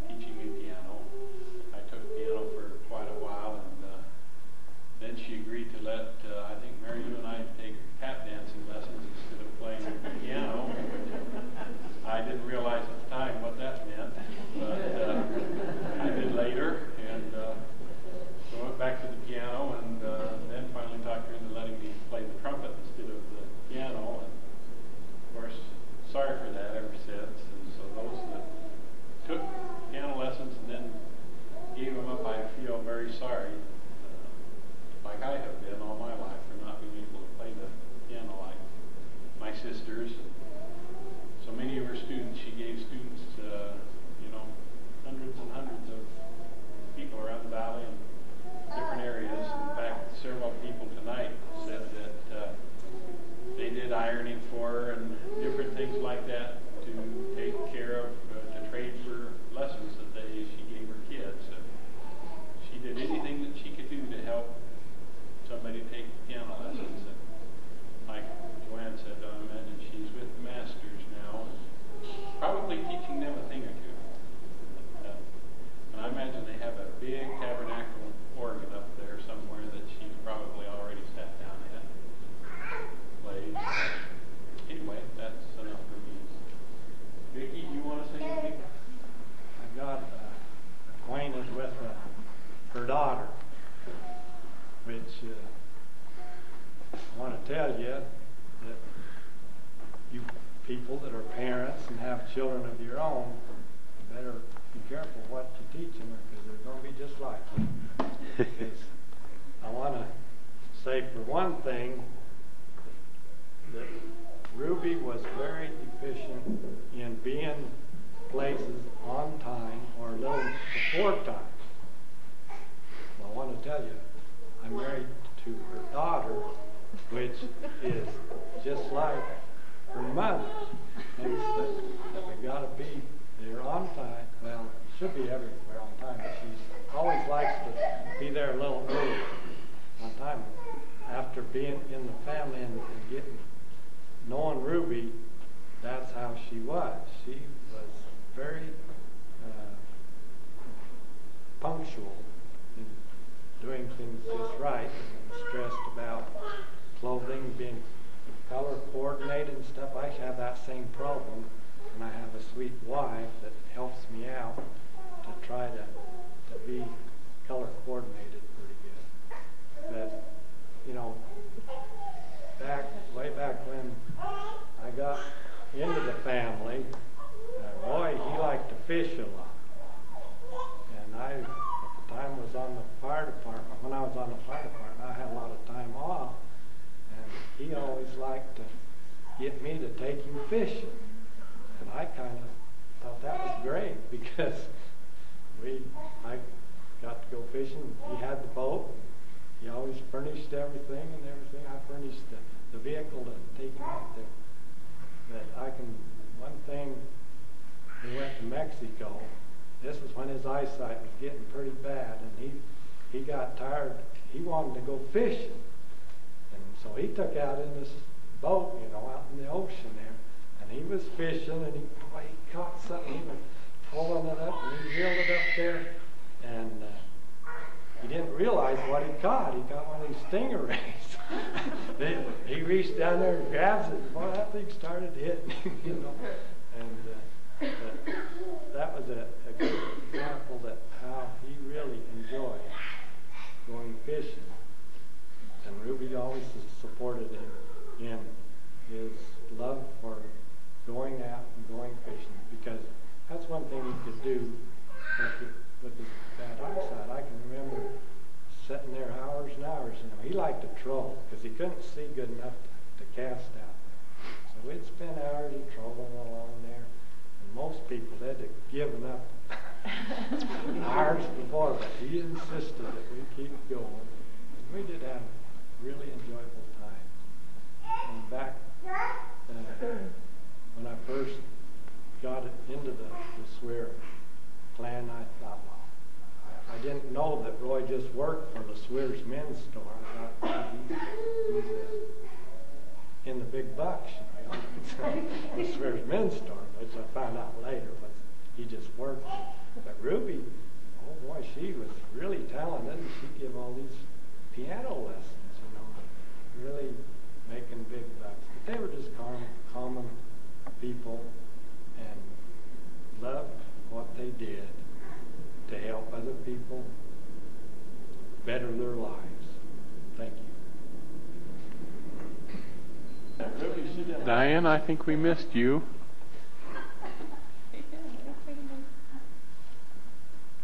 Well, I remember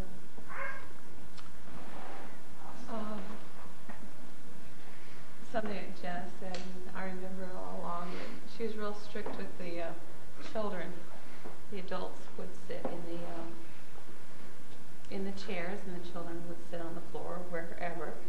And Jenna was looking forward to when she grew up, when she could sit in the chairs. And grandmother had mellowed out so much that whoever sat in the chair first, whether it was a child or an adult, I still never got to sit in the chair. would get to do that. And I remember at the hospital this last time how she talked about how she wasn't ready to go because she needed to get the meanness out of her. And I thought, my goodness, she's so sweet. You know, what meanness is there left? I mean, you know, you would be there, and she would have to put up with a lot of things when she was in the hospital. And she didn't grouch or anything. She'd just be sweet and loving and everything, despite all that. And I just couldn't see where she had any more meanness left in her, or how she, you know, could have thought that it was just so special. And I remember seeing her with, you know, I don't know, to me, I look at people and their countenance, and she just glowed. And I would say her righteousness was showing anyway. So I think she's in heaven with grandfather, and I think she deserves the best.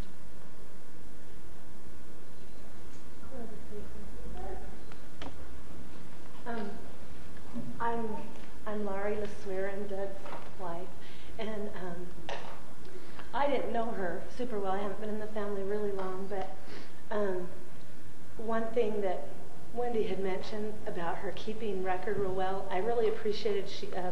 Several years back, she gave us her life history. She had one made, and I'm sure all of you got them, but I don't think Doug ever read it, but to me... Well, she told me all about it, so I didn't have to. Yeah, I love that kind of stuff because I'm not a record keeper, and I admire people who are.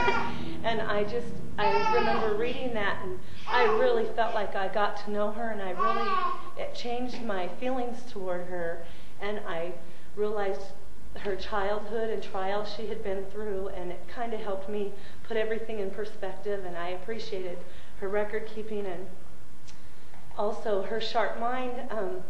She knew my dad's mother, and she shared experiences with me about my grandmother as children, and I really appreciated that because it had some stuff I didn't know, and she remembered, and she started connecting who I was. Like you said, she was curious, and she dug in me until she knew who my great-grandparents were, and because I was a tailor from the area, and she knew, anyway, some of my relatives out in Lehigh, and I appreciated that. And like I said, she just had such a sharp mind, right? This was just a couple of years ago, and she still just had great memories of my grandmother and her family, and shared those with me too. And anyway, she was a great lady. The one that played the different musical tunes to it, she was so ecstatic with that. She was so excited. She sat there and she played the horn while everybody else was opening up for Christmas because she was playing that. She was, every time she pulled it in the cardboard, she had to play a little tune, let everybody know that she was there. You know, Glenn, this gentleman back here has probably known her longer than all of us, so why don't we have him say something? Sounds like a good idea. I have many fond memories of Roy and Ruby, another old second one. I would say a word too. I taught with Ruby at Franklin School. She was the music coordinator for the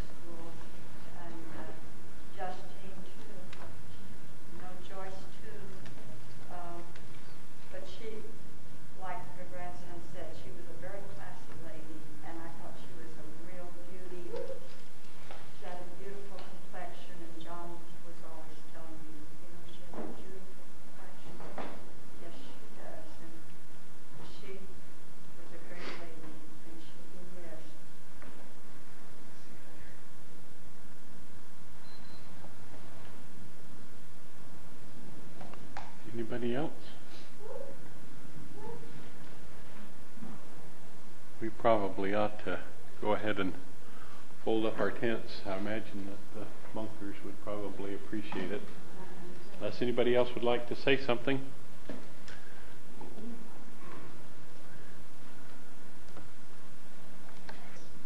Well, to me, for my mother, but I can't read it.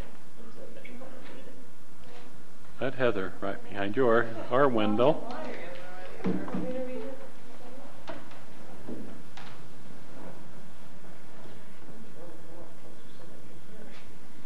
We're never prepared for that final goodbye and release those we love through the veil. No matter how deep are the roots of our faith, the heart cries with hollow travail. For so many years she kissed away tears and brought strength to her sick family. And even today, although she's away, she blesses with her legacy. For she has taught you that the gospel is true, and you will know peace as you feel her music surround you with love wrapped around you and memory to comfort and heal. And though you will miss her sweet, gentle face and her happy, familiar smile, it will not be long till again you embrace, indeed just a very short while. So now as she joins her loved ones again, her joy can't contain all her tears, because her heart knows eternal love flows beyond all these long mortal years.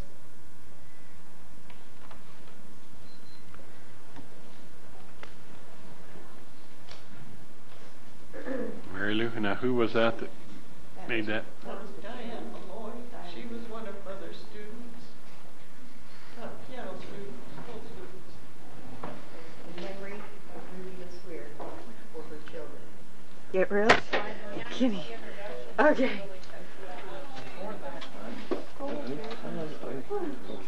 Okay, let's get the ones that didn't get to talk, or those that would like to talk some more. Let's start with Jenna and Scott. They did talk. We were talking. Well, that's right. We were going to talk the whole long time. Yes. If you wouldn't mind, could you wait till Ben and Christy get here, and then they won't feel like they're the only ones doing that. Are they coming Okay. back? Yeah, they're coming. Oh, good. Well, is it okay if we take a few pictures without them? Is that all right, Mary Lou? What? Is it okay if we take a few pictures without them?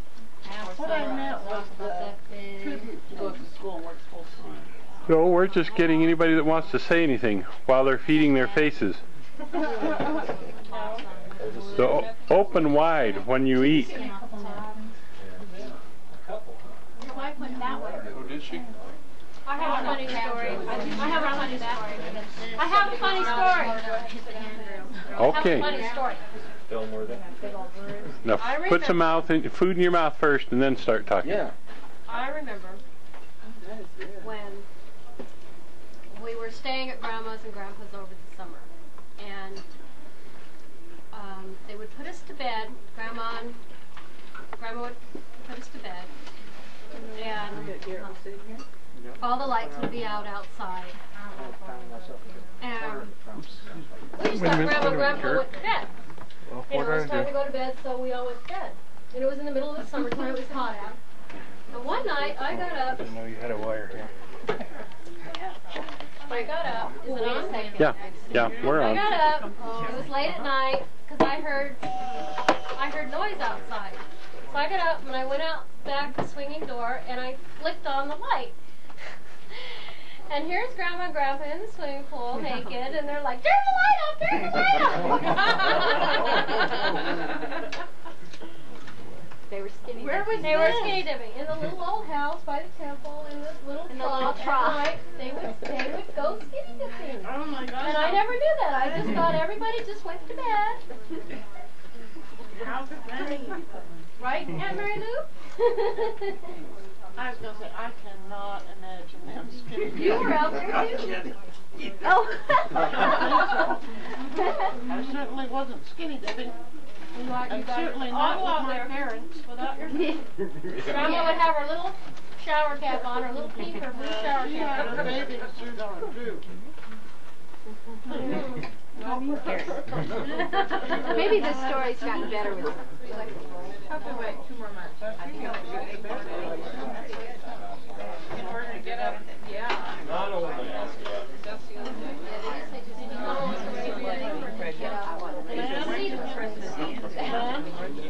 you want to call on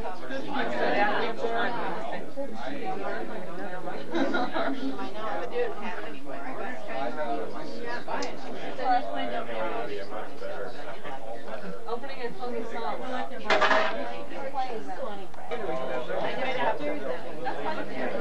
Whenever you're ready to start.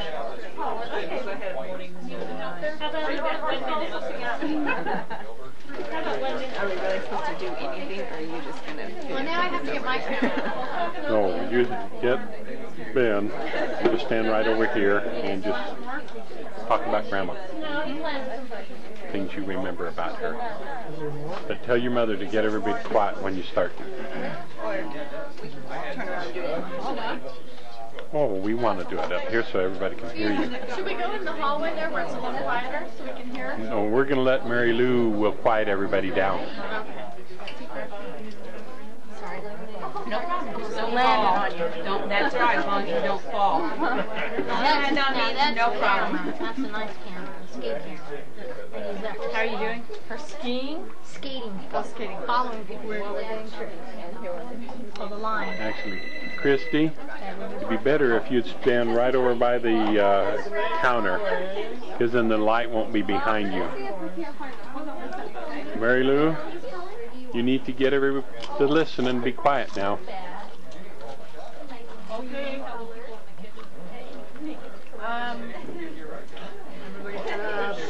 Gentlemen in the kitchen, we are filming. Farmers. It's Ben and Christy's turn because they missed it. Randy. We get a special time too. Well, I guess we're supposed to just talk a little bit about what we remember about Grandma. And I remember one time asking her a little bit about our family history, stories about when she was little. I remember she told me stories about when she was little, and of course, as probably everyone else, remember sitting in here very quietly as she'd give piano lessons and listening to her give the piano lessons and just the feeling of that. And don't have a whole lot to sing. I lived in Missouri the whole time. And Chris can remember walking in the pool with her sometimes and just being here with her, enjoying her company. Mostly, do you remember or do you have anything to talk about? Yeah, I enjoyed. I guess I had a little bit in common with her from the beginning because my grandpa Oscar Kenny worked at the Squeers Men's Store. But I always enjoyed hearing her story of how when she first got married and how they went through struggles as far as financial and had all these great things and moved around a lot. It seems like they lived in several places and with her teaching and just their times being newlyweds and just going through life, and it's an inspiration to me to see how many wonderful years she had on this earth, and hope that we can have as good a life as she did. Now, Gary Roberts, and perhaps his lawn. Step in, Gary. All right, step up here. I really don't have a lot to say, just I remember going on walks with grandmother quite a few times.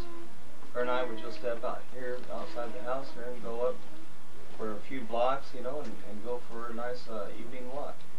And also up in Pine Top in the summertime. I remember those long walks with her, and did it a few times.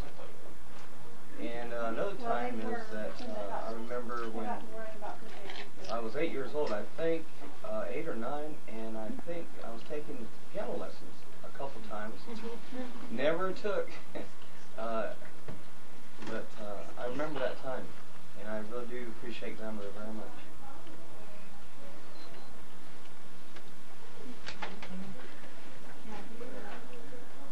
Anybody else? Michelle? Right down there. Michelle and Christopher. Michelle? Come on. Stand up. Stand up. Tell us your fondest memory of grandmother. Great grandma. Honey, you have to stand up. You put everybody on the spot. She taught me piano lessons. And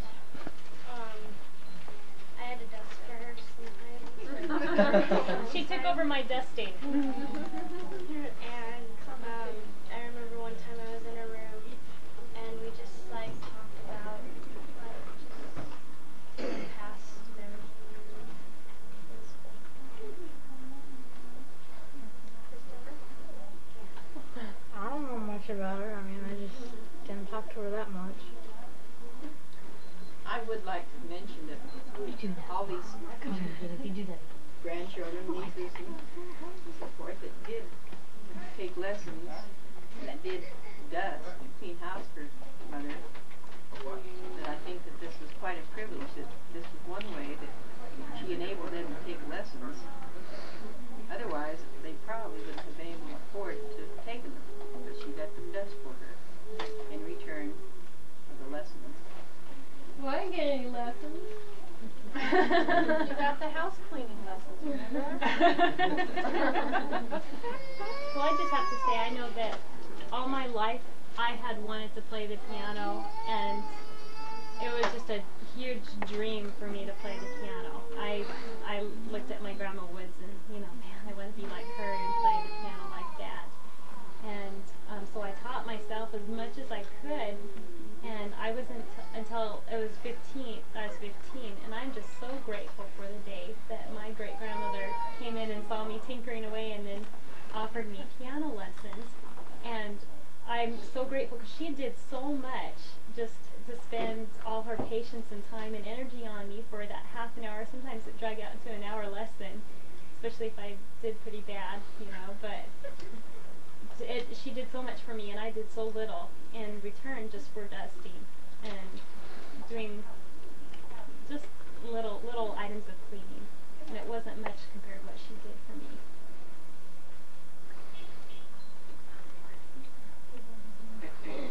Did we get Lynn and Judy? Judy and Lynn? No, we didn't. No. Where'd Judy go? Where's Lynn and Judy? Is Judy I out? think somebody ought to tell a story about on their honeymoon. Judy, I was gonna say, the fishing. Let Joyce tell that story. I don't know where my sweetheart is. He's right over there. Go on in. Go on over by him and then tell some stories. Who called? Chucky? Oh, right, when I first got here. And there's a fat sitting there for you. Thank you. Wait, we want to hear the story about the fishing on the honeymoon. What? The honeymoon. No, Grandpa went. I was trying to fish. Joyce is going to tell the story. Well, Gary, Lynn, you could probably tell it better than I. Why was he there? You were closer to being there than he was. They were on their way to Eager, and they were going to camp out on their honeymoon on their way across the White Mountains, which they did. And Daddy decided that he had to catch breakfast, so he got up early and took off to catch trout for breakfast. And Mother read and read and read and waited and waited and waited. Breakfast time came and went. Lunchtime came and went. No Roy. She was scared to death. There was some workmen way down the road somewhere here working, but she wasn't quite sure just what it was and if they were friendly or foe. But every once in a while she'd hear noises, of course, out in the woods like you do. And then she got to worrying. Where was he? Did he fall down the mountain? About 2 or 3 o'clock, in he came. One, another. And he just hated to come back without anything. He was going to bring back the breakfast, and he just kept on and kept on and kept on, and finally that's all he got, and he finally came home. And after she was through being relieved, she was really mad at him. Went on over to Eager, and when they got over to Eager, to Uncle John's house, knocked on the door, and Uncle John met him and wanted to know what they were doing there. Well, it was all arranged, of course, that they'd be there. But they were met with just, what are you doing here? We don't plan for you to be here. And they just kept it up and kept it up, and finally they let him in. Mother just was feeling very uncomfortable. This is the first time she met any of the relatives up there, and she just was embarrassed. She just felt like shouldn't be there. And all of a sudden it was ha ha ha, you know, he fooled you. It's part of the swear humor. That's where Glenn gets it, huh? Yeah. She said the table was all set and everything. They were expecting us for dinner. They sure gave him a bad time to start with. It's a wonder she stuck with him. See, he broke her in right on that fishing tip. He pursued it the rest of his life.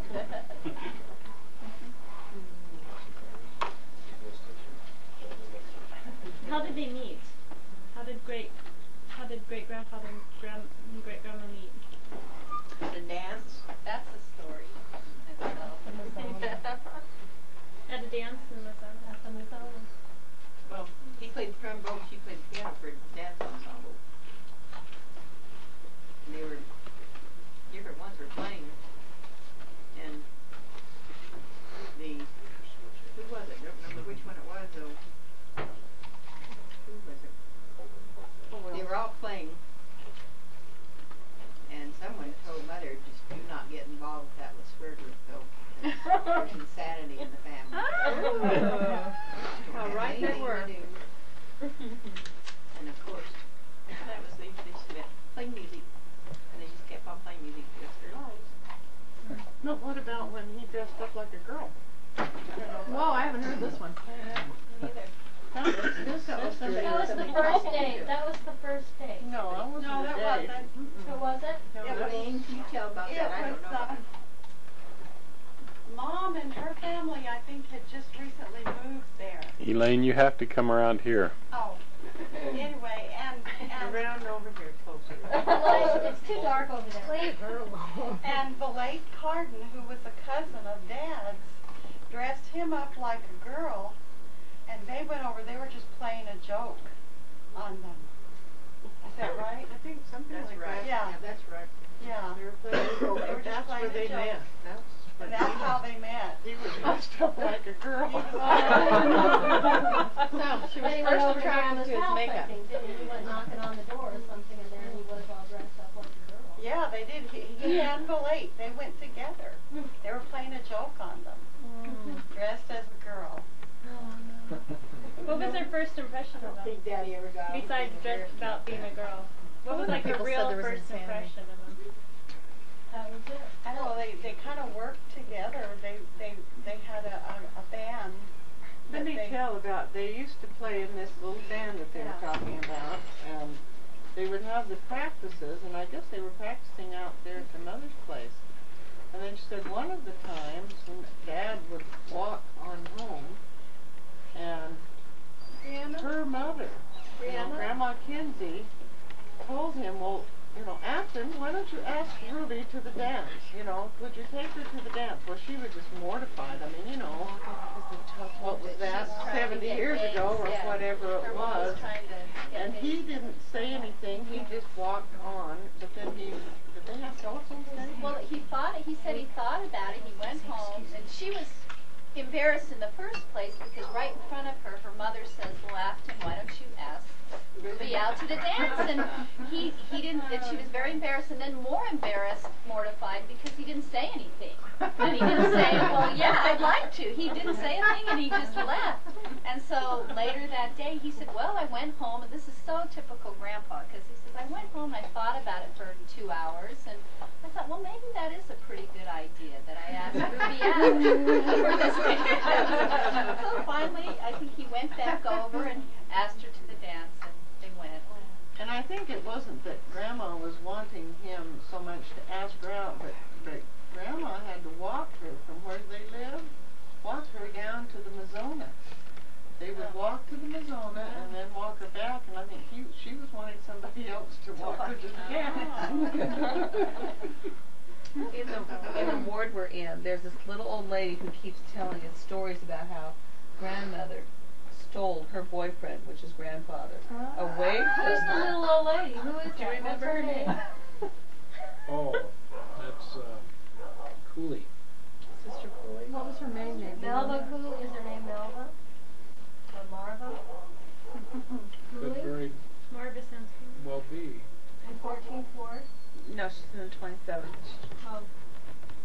have been a 14. Well, it's the old 14. Yeah, I know, it's all split up and everything. That would make an interesting story, so how wait? Always. And so she was insanely jealous. And she is to this day. She never got over it, huh? No. Well, I think she lost out. I think it has to be sure to be on the tape, Lynn, that Grandma and Grandpa, my mother and Dad, did not go skinny dipping. I don't know what. They did. I always thought that they always went swimming at night because, you know, they got, well, it was true, they got sunburned during the day, so they always went swimming at night. Oh, Mother did. And then they turned the lights off in the backyard. Yeah. Well, because she had no, I mean, she had no straps. Like, you know, she was down in the water. No. It was late, it was all right. That's not, it was late. It was late at night. They were out there. I never knew it. Well, it's not that it was wrong. I just know my mother and my dad. Maybe a facet of their lives that you weren't in on. Well, he had his trunks on. You think, or do you? Remember how he would keep water dogs in our swimming pool, so then we couldn't use it? Oh, he'd go fishing and buy water dogs, and he had too many left over, so he'd put water dogs in the trough, and we would want to go swimming, and it was a trough, you know, and we'd get ready to go swimming, and there's all these ugly little water dogs.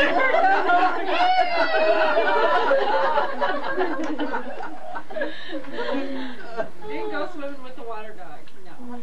And then Scott, we had all those little Siamese kittens, and Scott would come along and take the little kittens by the tail, and he was just a little guy like this, and he'd take the little kitties and he'd drop them in the water. And Grandma used to get after him so much. Now, Scott, you go get my kitties out of there. We'd get mad at Scott, get that out. I learned my lesson. I tried doing that to my dad's parents. That cat clobbered me so bad. So mad at him for doing that. And then he'd go and do it again. There was a neighbor boy who did that too. Oh, then what do you want, a cookie? Hey, we need to have Scott come over to those ladies' house that are moving and they're leaving all their cats. This lady's got 20 cats. And she's leaving them. Well, I think he's gotten over dropping them in there.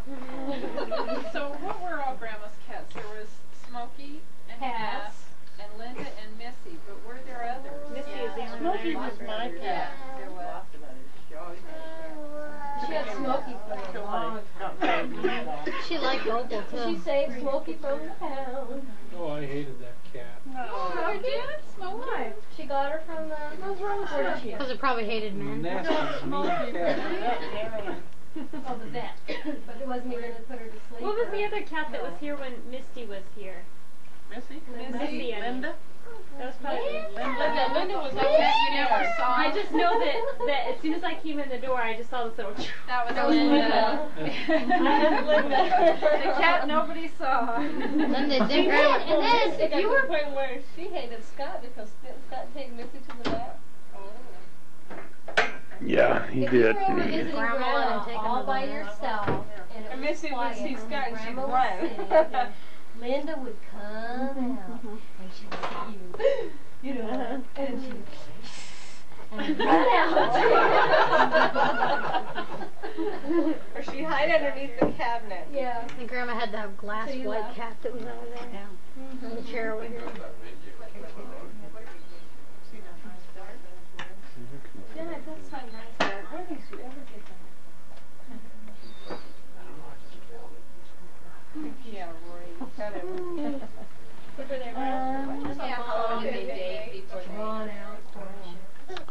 It's 3 days. They dated a long time. Didn't they date 3 years? Just a year. 3 years. Well, maybe they knew each other for that long, because he was around. They were just engaged for a year. It took him the longest time to ask her. Well, he was quite bashful, reserved. And she was an older woman. Yes.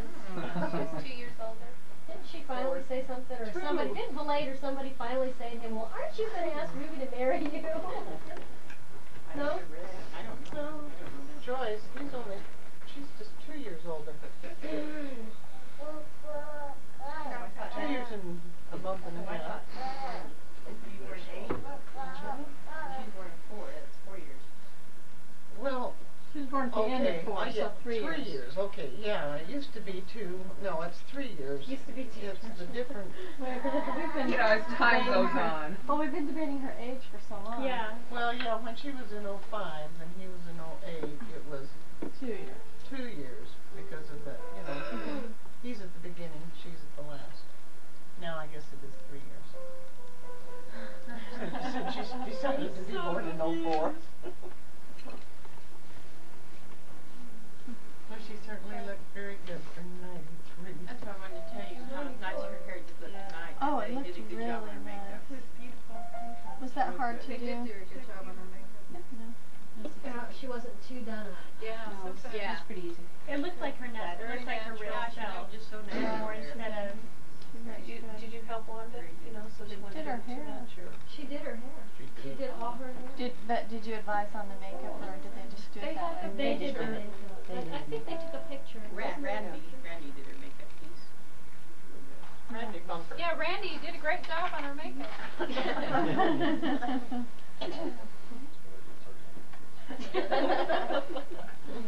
That's his side job. He's an air conditioning makeup man. Hey, don't laugh in the town where my folks are from, the local mortician does all the refrigeration work at the local restaurant, bar. Well, I figure he's got a cooler. And he has to keep it running, so he's moonlights fixing everybody else's refrigeration. How funny. Because I went back there one time and said, who fixes the refrigeration? And I told him that. Oh, the mortician. I guess they don't fast enough break to keep you busy, so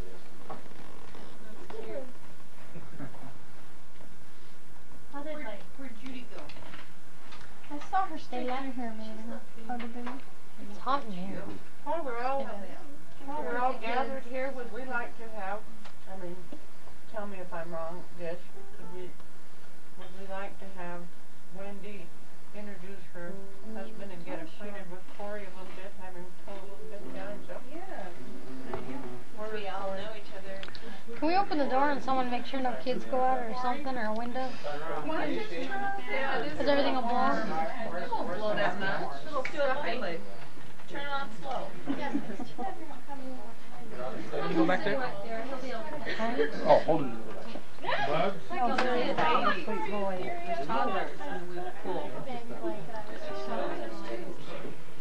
Only one left. Where'd Judy go? We both started doing a stitch and doing Hang on to your bed. You never wanted to pull and sitting there talking and they don't notice from the taller ground before it starts. Oh, yeah. Are you cold, are you? I just don't sit with I just don't want any babies. Correct. We're gonna work on that. Oh, okay. Here's Corey. Hi, Corey. None of us want them. In case nobody knows, no Corey Lester. We'll watch. Corey's can't hear you. It's louder. In case nobody knows, no Corey Lester. I just got married to Wendy Thursday. That was real. To everybody, I guess. Wendy's grandmother, I didn't know her too. When did she ask you to marry her?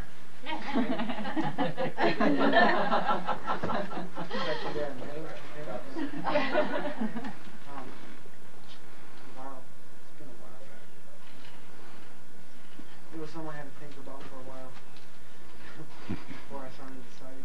Wait, how did you two meet again? You told us, but I couldn't remember. We were at church. Oh, that happened. Okay. Where's the cat? It's not. It's that cat. That kid. But, I don't want that to be on the video page. Dan? See, Wendy's Too trying to late. say last night. We're covering the front. What's wrong with your shirt? What were you doing already? Well, Wendy was dressed as a guy.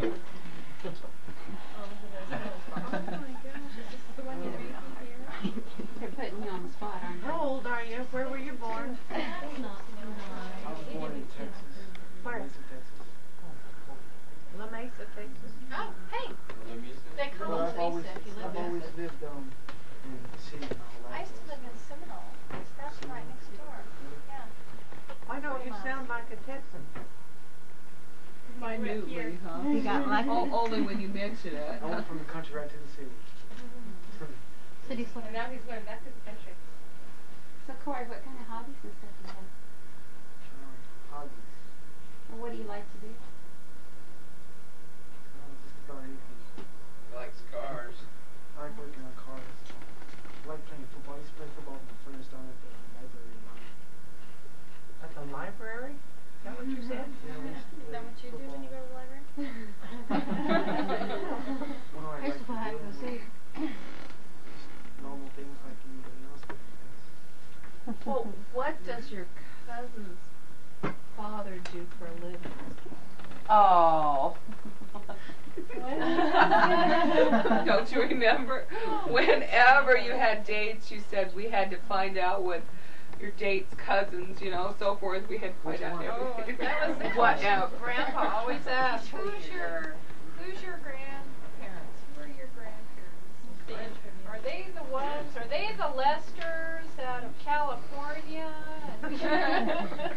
Well, my first day in church, Kenny introduced me to Corey Lester, right? I wanted to ask him, Lester, is that Utah? Lester? I'm like, no, Texas. There's a lot of Lesters in Texas.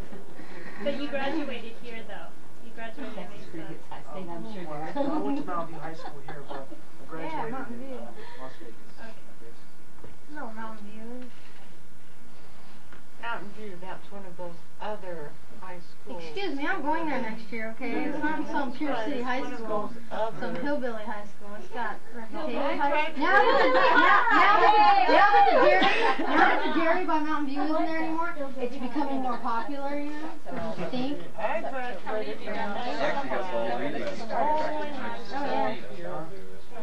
So which was that? Yeah, we used to take Jackrabbit and put it on the drum all over.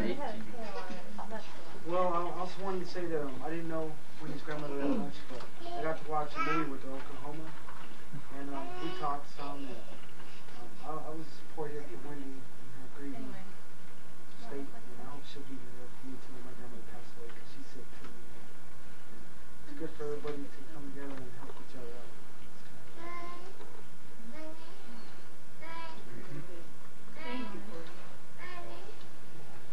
You can turn it off now.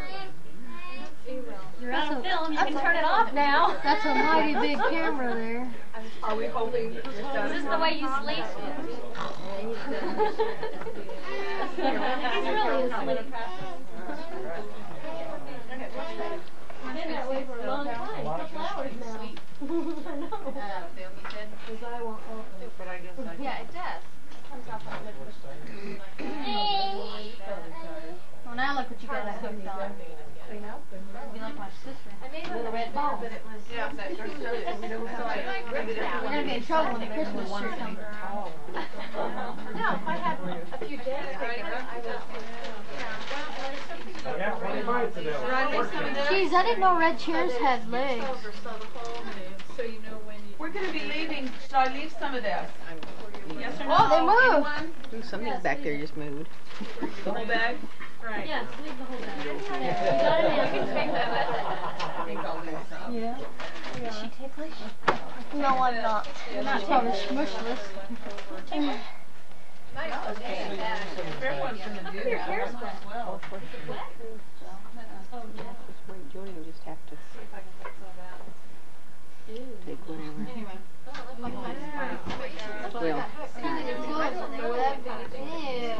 Yeah, they are.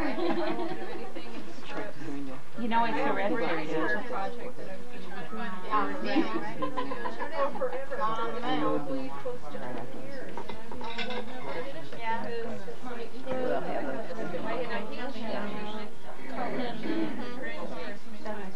soon as I can get trained.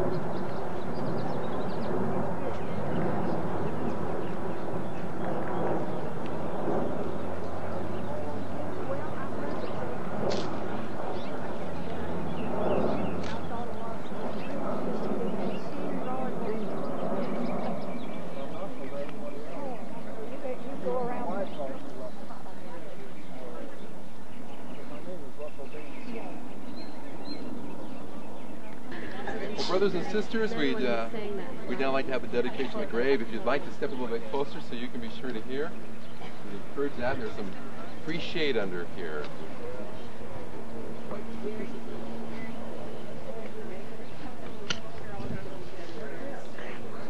See how deep that thing was? Why don't I do this and you can go over there by Dad? Well, this is a beautiful place, and this is going to be a glorious sight come resurrection morning. And Gloria reaches out his hand and puts this beautiful ruby by hers and leads her into a glorious future. This is a hallowed ground, and it's going to be dedicated for Ruby. But there's some words that I'd just like to share with you that Spencer W. Kimball gave, which I think is very well about what's going to be happening right now.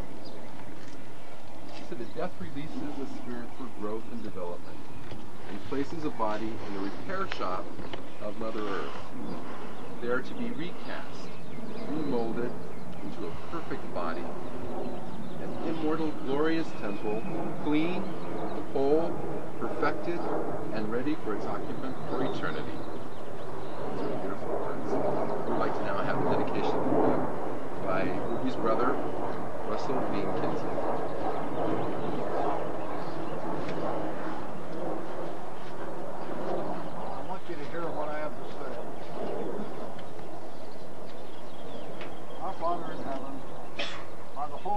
Melchizedek priesthood, by the authority of the holy Melchizedek priesthood which I hold, I dedicate and consecrate this grave to the last resting place of Ruby May LeSueur. I further want to say that those of us who are mourn her passing and who will miss her can be comforted in the fact that we know that she is now joined with her loving husband, her wonderful mother, and her brother and sister, Charles and Claudia. Father, we ask thee to sanctify this blood. Guide it, guard it, and protect it. These blessings we ask and thank thee for, in the name of thy Son, Jesus Christ. Amen. Amen. Well, this completes this service, and again, we invite you back to the Stake Center for a luncheon. I'm anxious to see you there. Thank you so much.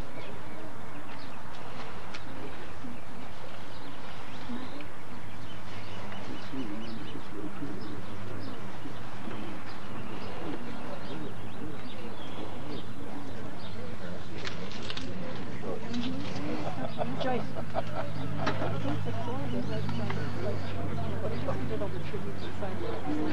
She doesn't let me take pictures very often. I have to get one when I can. Take a picture of John and Francie, you and John and Francie stand over here. Oops. Where's Garrett, man? He was over on the other side.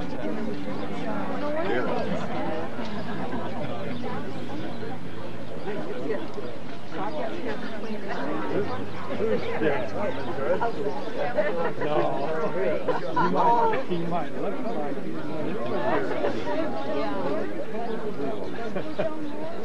If I am or not. You turned your hand. Okay. Thank you.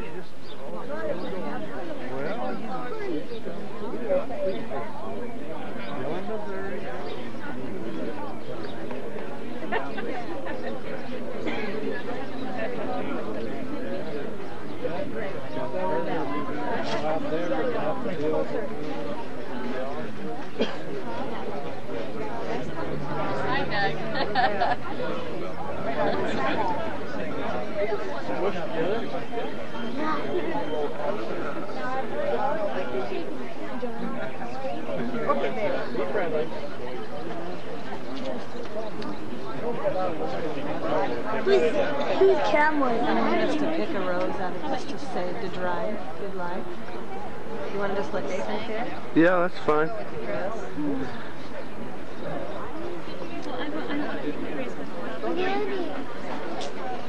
Hi, say hi. Say, whoop, back up some. Say, my name's Sierra.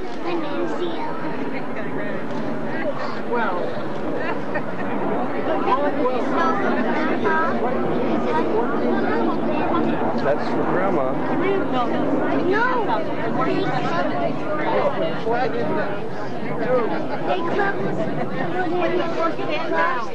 Well, if things go according to thing, I'm next.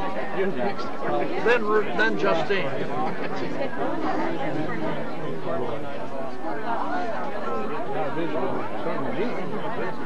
How's everything with you, Ron? Really? Yes. Are you still working? You just retired yesterday. Really? I should say, not retired, just changed. Just changed? Yeah. Full-time retirement.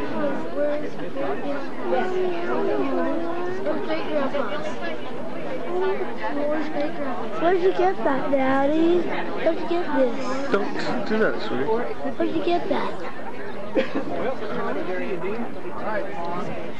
Where'd you get that, Dad?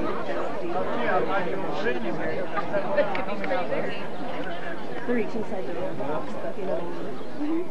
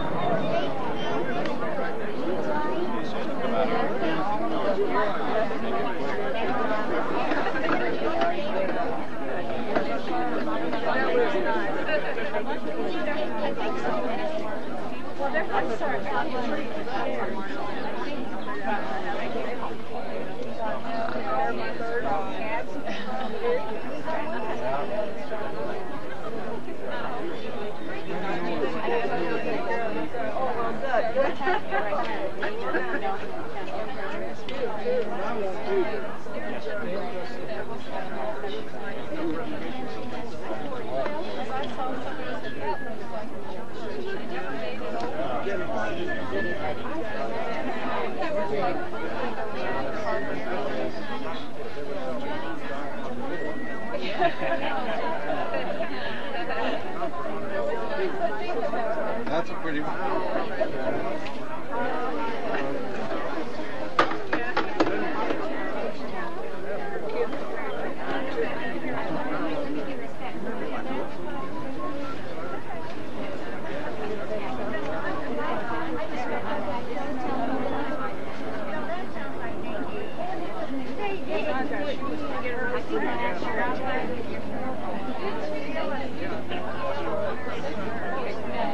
Daddy, she's the lady with the pink. Dad, she's the lady with the pink people.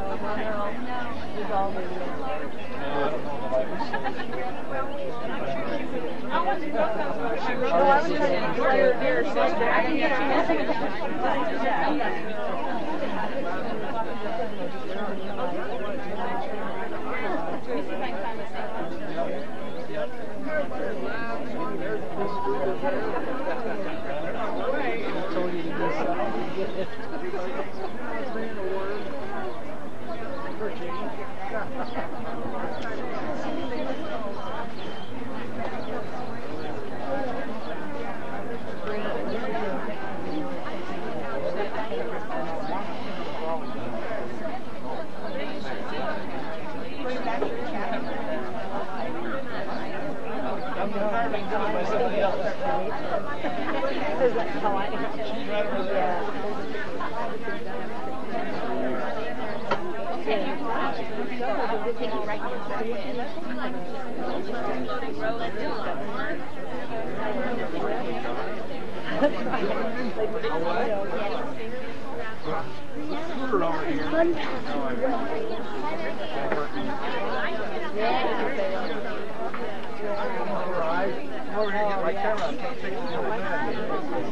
will.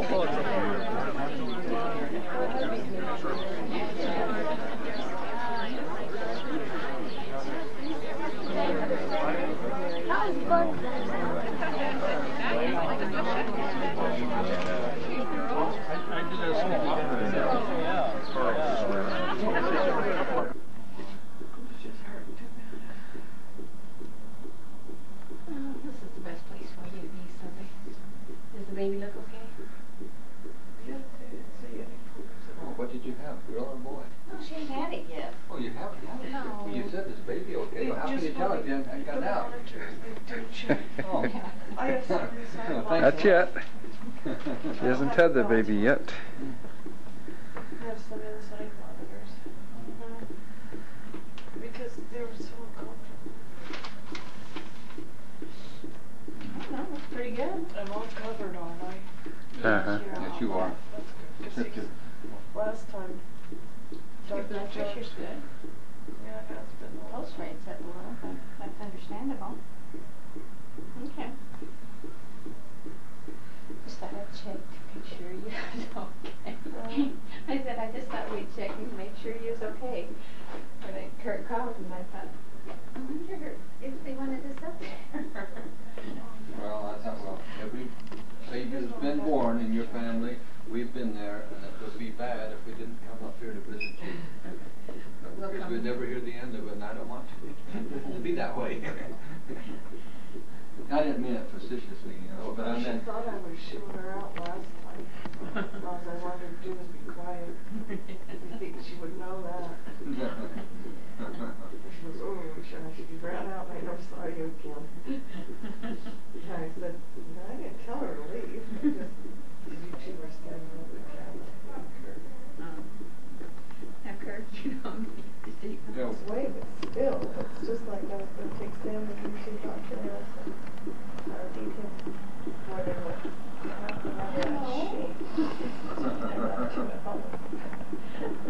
Curious little boys.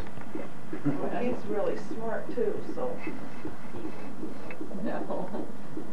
I didn't care what they just listen to my tongue.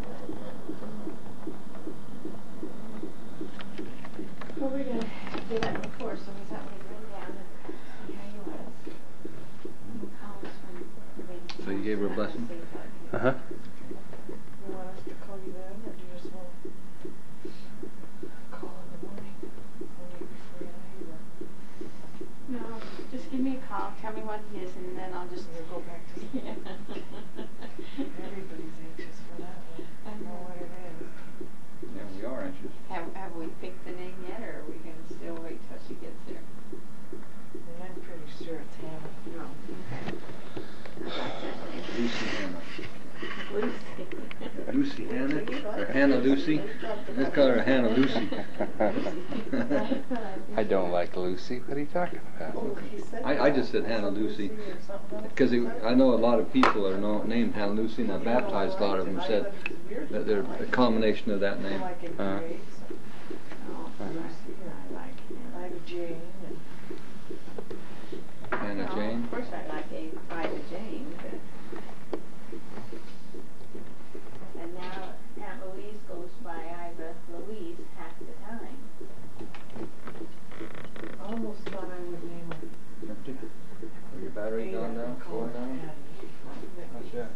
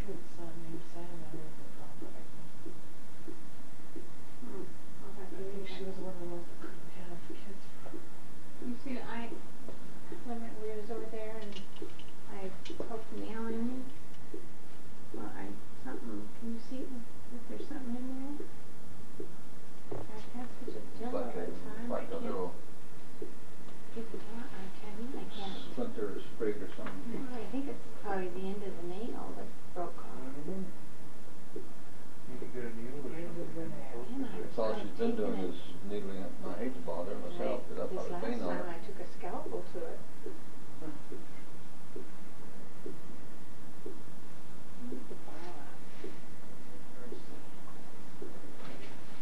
Go down to emergency. Oh, sure. They're going to give me a needle. Here. Get it out anyway. Sorry if I'm covered up. Let me go see if they want to come in and say hi. Oh, your mom and dad? Yeah. Oh, if we can come in, they should be able to come in. Did you see those you had? Yeah.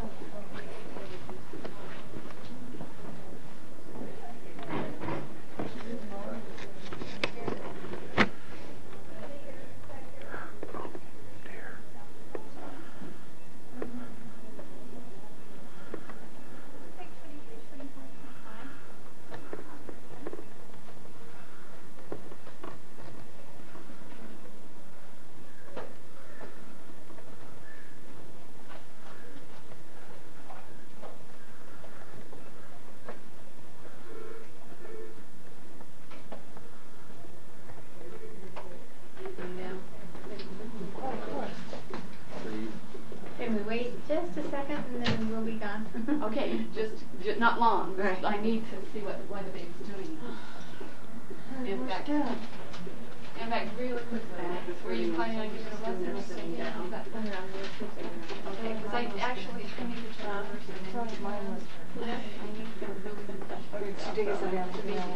Really? Oh. When did you start? Go ahead. Is that back up to yesterday? You started yesterday? Oh, God. Who was eating dirt? Me, when I was about 18 months old.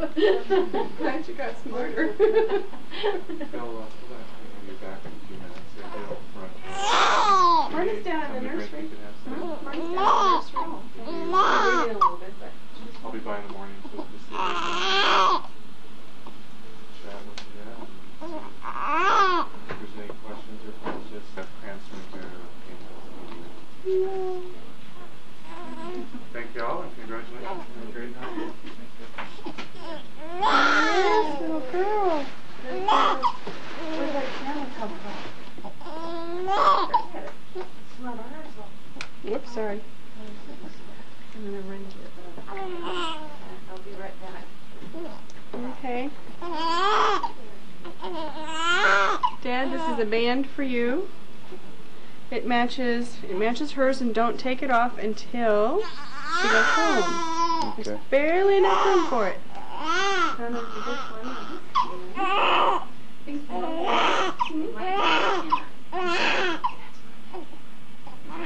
My grandmother's extra, it's okay. But my grandmother's name.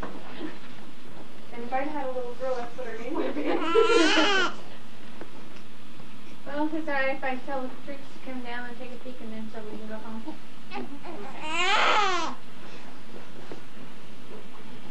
Am I all covered there? Mm-hmm. She's cute, huh? Okay, we're gonna...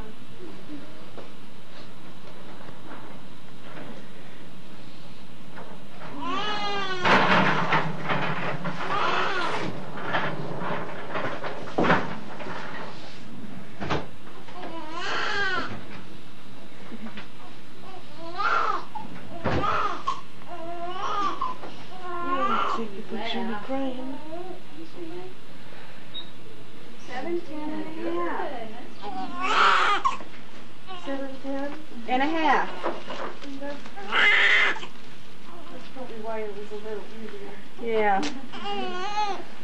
You had big babies before? Just one, 8-foot boy. The rest were all front lips. Judging only by the amount of vernish she had on her, she must be a little more than... They're being found. A little earlier than... Turn that way. Yeah. Really? Yeah. Oh, I thought that wasn't awfully long. Yeah. But, you know, sometimes they say that. Yeah, she was covered. Does that wear off or something? Yeah. Yeah. The closer they get to 20 weeks, it wears off. They write it due date, and then afterwards they get dry and dry. Oh, yeah. They don't have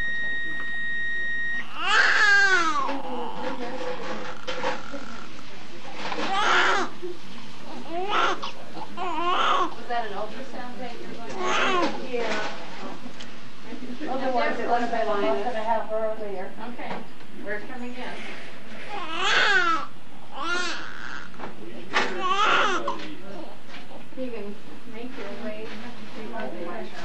time just to make before you go to bed. I need to get this stuff out of the way. How much stuff left?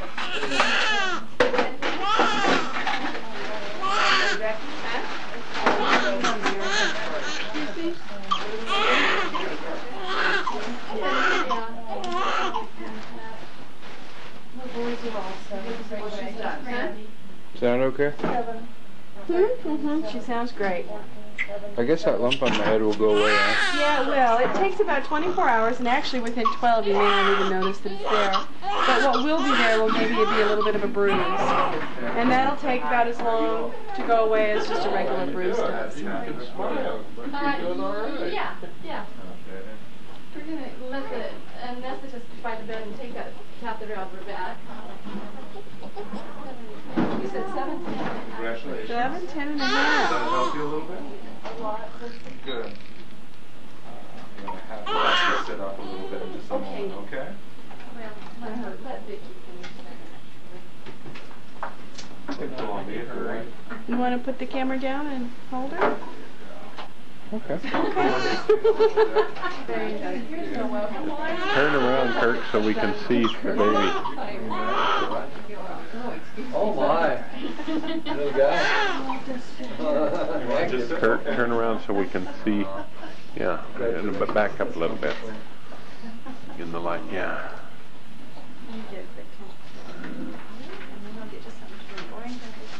Oh, look at that little.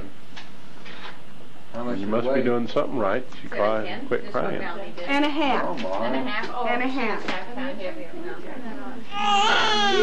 This is my husband, Don. I met him once before. Yeah. Many years ago. Many years ago, yeah. Thank you, Victoria. Anybody want to hold? Can I hold it just a minute and then we'll go? Yeah. Yeah, we're just about out of the tape. Hello. Hello, precious baby. I like that pink on her. Well, I don't know, she looks just like Sam to me. Look at those eyes following I around. think you've been for the last 3, haven't you? When I was coming across Texas and Melanie was having a hard time with Mac, Vicky has kept me informed all the way. This is the one you would call? Yeah. Well, what's the matter? Nobody paying attention to you, huh? Nobody paying any attention to you, huh? Is that the matter, huh? Yeah, nobody paying any attention to you, are they? No, they're not. No, sweet It's right baby. over there. Over there. On the other side. Do you want to hold her? Sure. Okay. Why, sure. Oh, you're a precious one.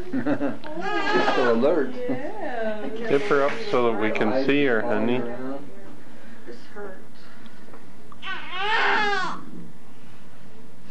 Little puckered up little lip, just like a little girl does.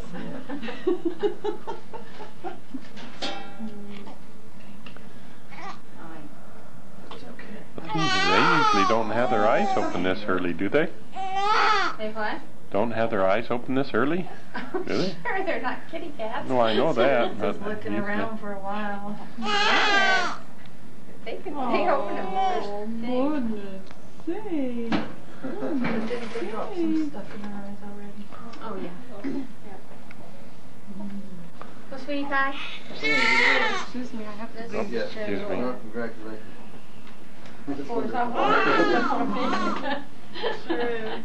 I get panicky because I need more sleep than that.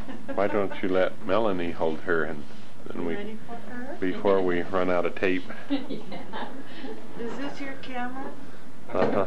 I don't even know how to hold a tiny baby. That's a labor chair. Bye-bye. Coming by. You better call Camilla. Oh, okay. Come over, Pie. What's that, Ben? That's a labor chair. Yeah. Yeah, it is, really. You sit down there and you pull on You're the all chair. bundled up. I had them all over England. They were all labor chairs. Oh, you're so funny. You're so good. Look how she puckers up that little lip. She looks like Riley a lot, huh? She's not either funny looking. Yeah, funny looking. What do you mean funny looking? You're so pretty, and even if you were a boy, you'd be pretty. But you're not.